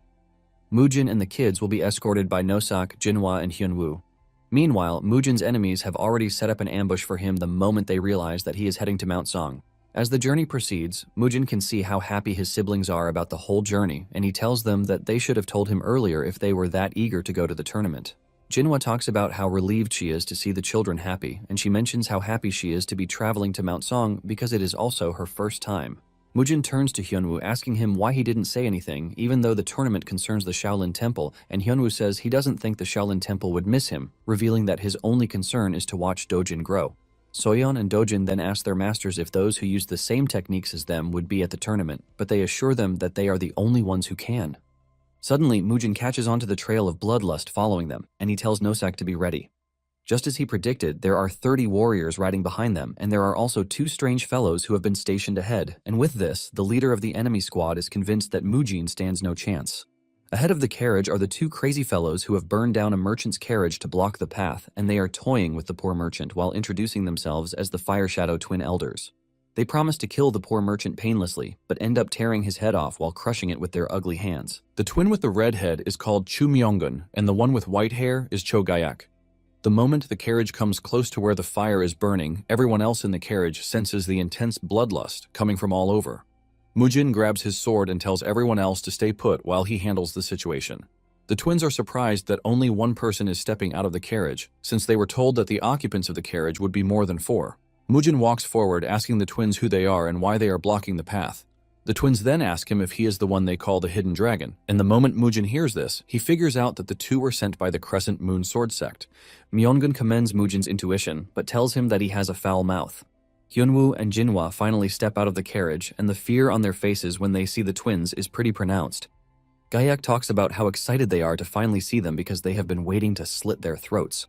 Hyunwoo then tells Mujin that the twins are masters of the unorthodox path, who use sorcery, but he believes that they should be able to defeat them if they join forces. Suddenly, the 30 warriors who have been chasing them finally show up too, complicating the whole situation. Hyunwoo and Jinhwa freak out, asking when the warriors got there. Mujin, on the other hand, is not surprised because he already knew about them for a while. Dojin and Soyeon are the only ones in the carriage, and seeing how the whole situation is turning out, they realize that they have to stay on a low. Jinhwa and Hyunwoo offer to draw the attention of the enemies so that Mujin and the others can escape, but Mujin lets them know that they can't shake them off while riding in a carriage. He then asks the 2 if they will be able to hold off the twins for just 30 minutes. Since it is just 30 minutes, Hyunwoo and Jinhwa tell Mujin that they should be able to do this. Mujin tells them that he is going to deal with the warriors who have surrounded them and come back to kill the twins. Hyunwoo and Jinhwa are surprised to hear this, since they don't even think it is possible. Once they have agreed to the plan, Mujin turns his attention to the 30 warriors, and he tells Nosak that he is counting on him to watch the kids, telling him that he doesn't want even a single person to get close to them.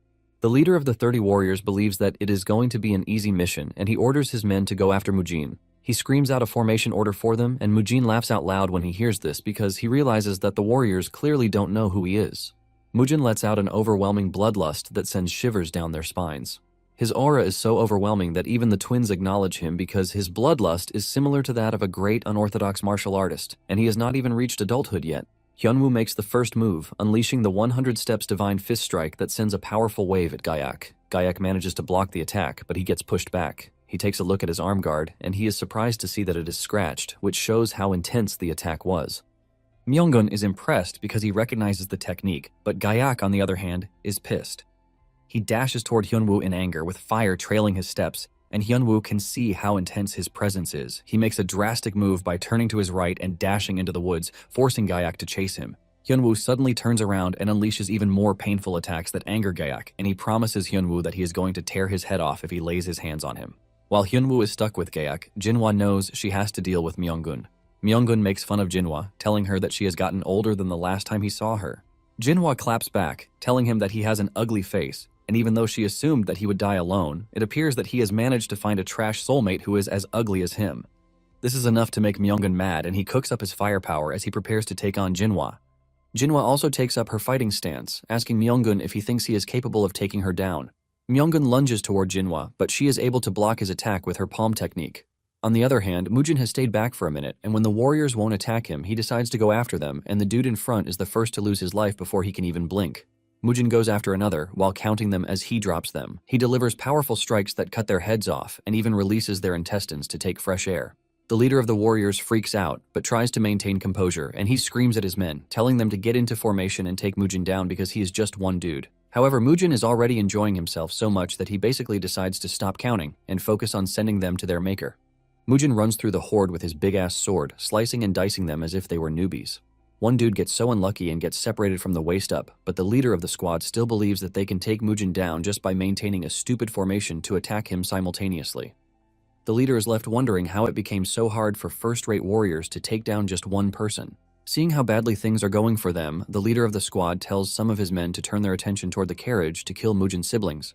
They acknowledge the order, and they rush towards the carriage. But Nosak stands his ground and prepares to show them why he is put in charge of taking care of the kids. They attack him simultaneously, but he manages to stop their advance with his long weapon. One of them gets smashed in the head with Nosak's weapon, and this lets them know that Nosak is not a pushover. Nosak starts glazing himself, talking about how he is one of the 4 brothers, and even the kids are forced to cover their heads because of how cringy this is.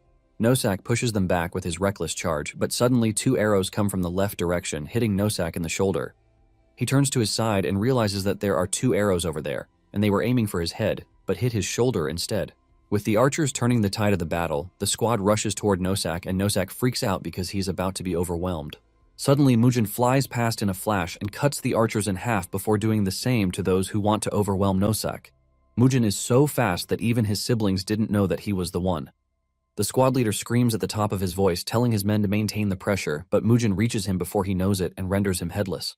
Back to Jinhwa and Myeongun. Jinhwa is trying her best to push back Myeongun, but he is just too strong. He taunts her, asking her if she has been playing around all these years. Jinhwa gets mad, and she hits Myeongun with a more powerful palm technique, but this only makes the dude ask for more. On the other hand, Hyunwoo loses his advantage, giving Gyak the chance to grab him, and he slams him hard into the ground. Hyunwoo frantically unleashes his technique, but Gyak easily dodges everything, while telling Hyunwoo that there is no way he is allowing him to hit him again. Gyak overwhelms Hyunwoo and punches him in the chest, and the attack is fatal enough for Hyunwoo to cough up blood. After breaking his chest, he grabs Hyunwoo and flings him into the distance like he is nothing. Meanwhile, Jinhwa is about to overwhelm Myeongun with a powerful technique when she sees Hyunwoo being thrown to the ground like trash. She is distracted by this, giving Myeongun the chance to hit her in the tummy before slamming her head into the ground. The two are about to meet their end when Mujin shows up, blocking their attack. He kicks Gyak into the distance while he engages Myeongun. Gyak rushes from behind, trying to catch Mujin off guard, but Mujin reacts to this pretty fast, and he makes him pay the price by cutting off his left arm before he could even blink. Gyak quickly performs a healing technique on himself to prevent himself from bleeding out. Jinhwa helps Hyunwoo up, telling him to pull himself together. Mujin lets the twins know that he might have executed his technique way too early, which is why he only got Gyak's hand, but he assures them that he is going to make sure to cut off their ugly heads on his next attack. Myeongun turns around and he is surprised that Mujin was able to wipe out 30 first-rate warriors all by himself. He commends Mujin's strength, but Gyak is pissed, and he tells Myeongun to stop playing around because he just wants to take Mujin's head off. Myeongun acknowledges this, and the two start charging up their powers, which they have not done in a long while. Jinhwa sees this and realizes that the two are about to show what they are truly capable of, and she communicates with Mujin telepathically, telling him that he has to be careful because the two are dangerous together. Mujin appreciates the warning and lets her know that he is going to keep it in mind. The two lunge toward him at the same time, but Mujin places his sword in front like a shield, using it to block their initial attack. However, he soon realizes that he is getting pushed back by the two, and before he knows it, he senses that the attack is traveling through the sword, hitting him really hard. Mujin is about to be overwhelmed when Hyunwoo and Jinhwa step in to use their techniques to give Mujin some leeway. However, this grants them another wave of pain as the twins beat them up for interfering in the fight. Just then, Mujin tells the two not to interfere in the fight any longer, saying he is going to handle the twins himself. The twins intensify their attacks because of how arrogant Mujin is, aiming to see how he plans to hold them back all by himself. Mujin fully commits to the fight as he starts fighting recklessly, and he kicks Myeongun in the face before smashing his head into Gyak's face. He almost cuts Gyak's head, but he narrowly dodges the attack. Myeongun punches Mujin in the chest, but he blocks it with his sword, and he gets pushed back. The two then unleashed a joint attack called the Fire Dragon Destructive Palm Strike, which Mujin's sword fails to block, and the wave of the attack travels into his body. Mujin is sent flying into the distance and is only blocked by a tree. However, things look grim for him as his chest lights up in flames. Hyunwoo and Jinhwa freak out when they see this because they know the repercussions of what is currently happening. Mujin crashes to his knees and can sense the fire energy moving through his body, and he knows that failure to suppress this means he is going to be burned from the inside out. The twins mock him, telling him that in 7 minutes his internal organs will start to burn, which means he is done for. Gyak then suggests that they tear Mujin apart first, but this only triggers Mujin's fighting spirit. The two dash toward him with their powerful palm technique, but Mujin blocks it with his right hand, and he makes sure to hold them down. The two mock him, asking him if he thinks he can block their attack. A thick armor would even be useless.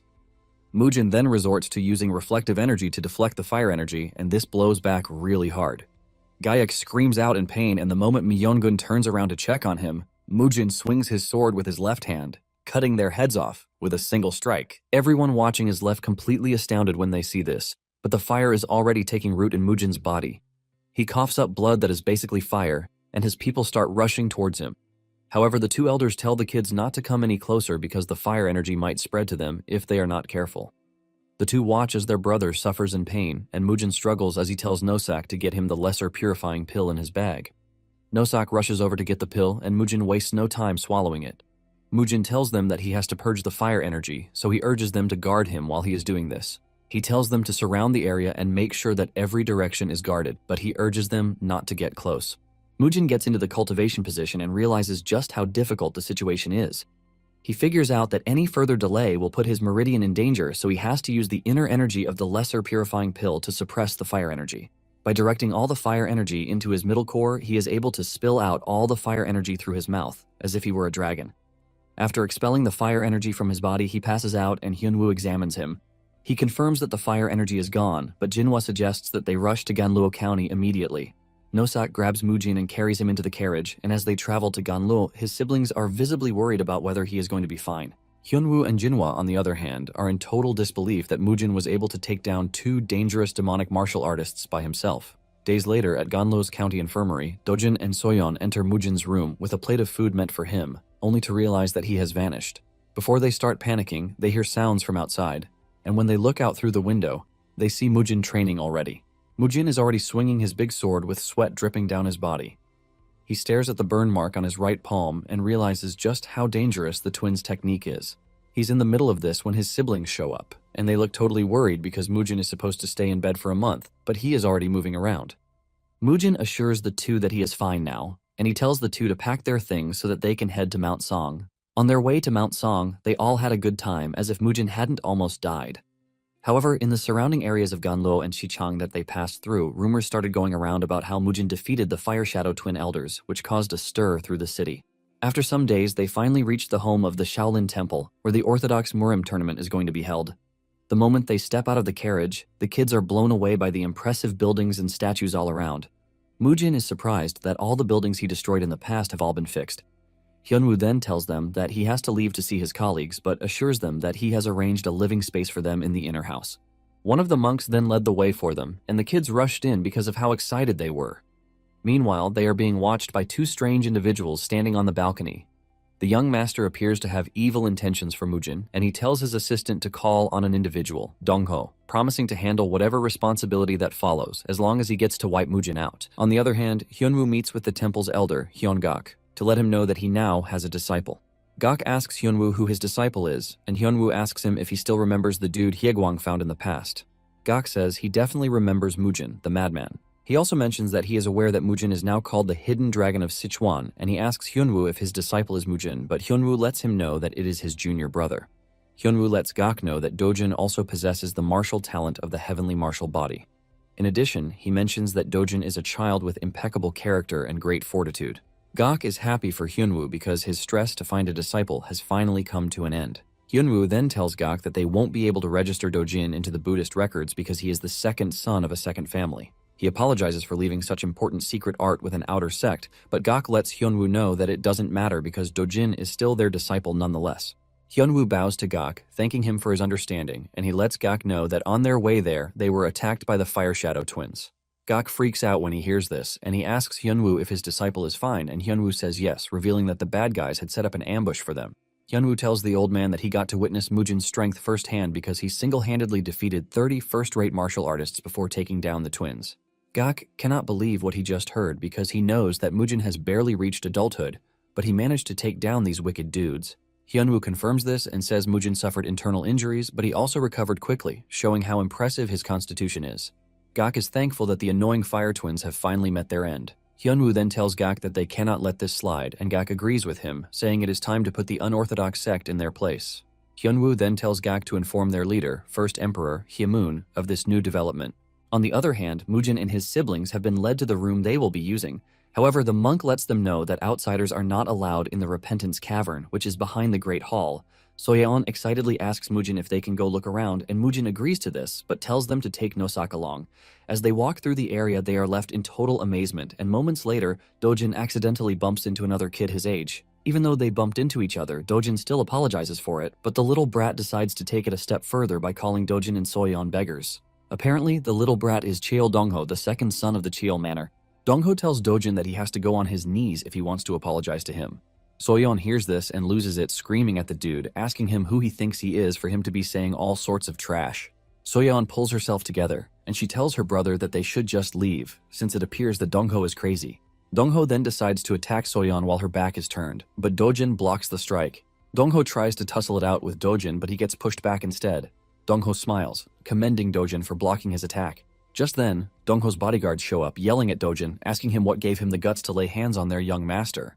They shamelessly ask Dojin if he is seeking death, but Nosak's aura soon overwhelms theirs as he tells them that Dongho was the one who attacked first, so there is no way they are standing around. Nosak's aura causes the two to falter, and Dongho tells them to step back and not interfere in the matter. Dongho steps forward again, and Dojin scolds him for attacking Soyeon from behind, which is not how orthodox martial artists operate. Soyeon then drags Dojin, telling him that they need to go because if they fight in the temple, they are just going to cause trouble for Mujin. Just as they are about to leave, Dongho runs his mouth, talking about how their brother went crazy after he was hit with the same technique he just tried to use on Soyeon, which is the 7-wound fist strike. He proceeds to rudely talk about how he would have loved to send them along to their brother. This does it for the two, and they turn around to simultaneously punch him. The double punch sends him flying into the distance, and his bodyguards scream out in concern.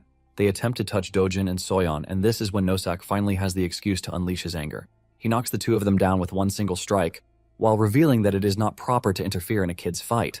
With the two out of the equation, Dojin and Soyeon properly descend on Dongho to show him what it means to insult their brother. Blows land left and right as the two rearrange his body with their punches, while Nosak eggs them on from behind. Dojin and Soyeon stand tall above him, telling Dongho that everything that is about to happen to him is his own doing because they were about to walk away. Dongho watches in horror as the two show him what it means to be on their wrong side. Meanwhile, Mujin is back in the room, and he can hear the commotion outside. He could sense that a fight had broken out,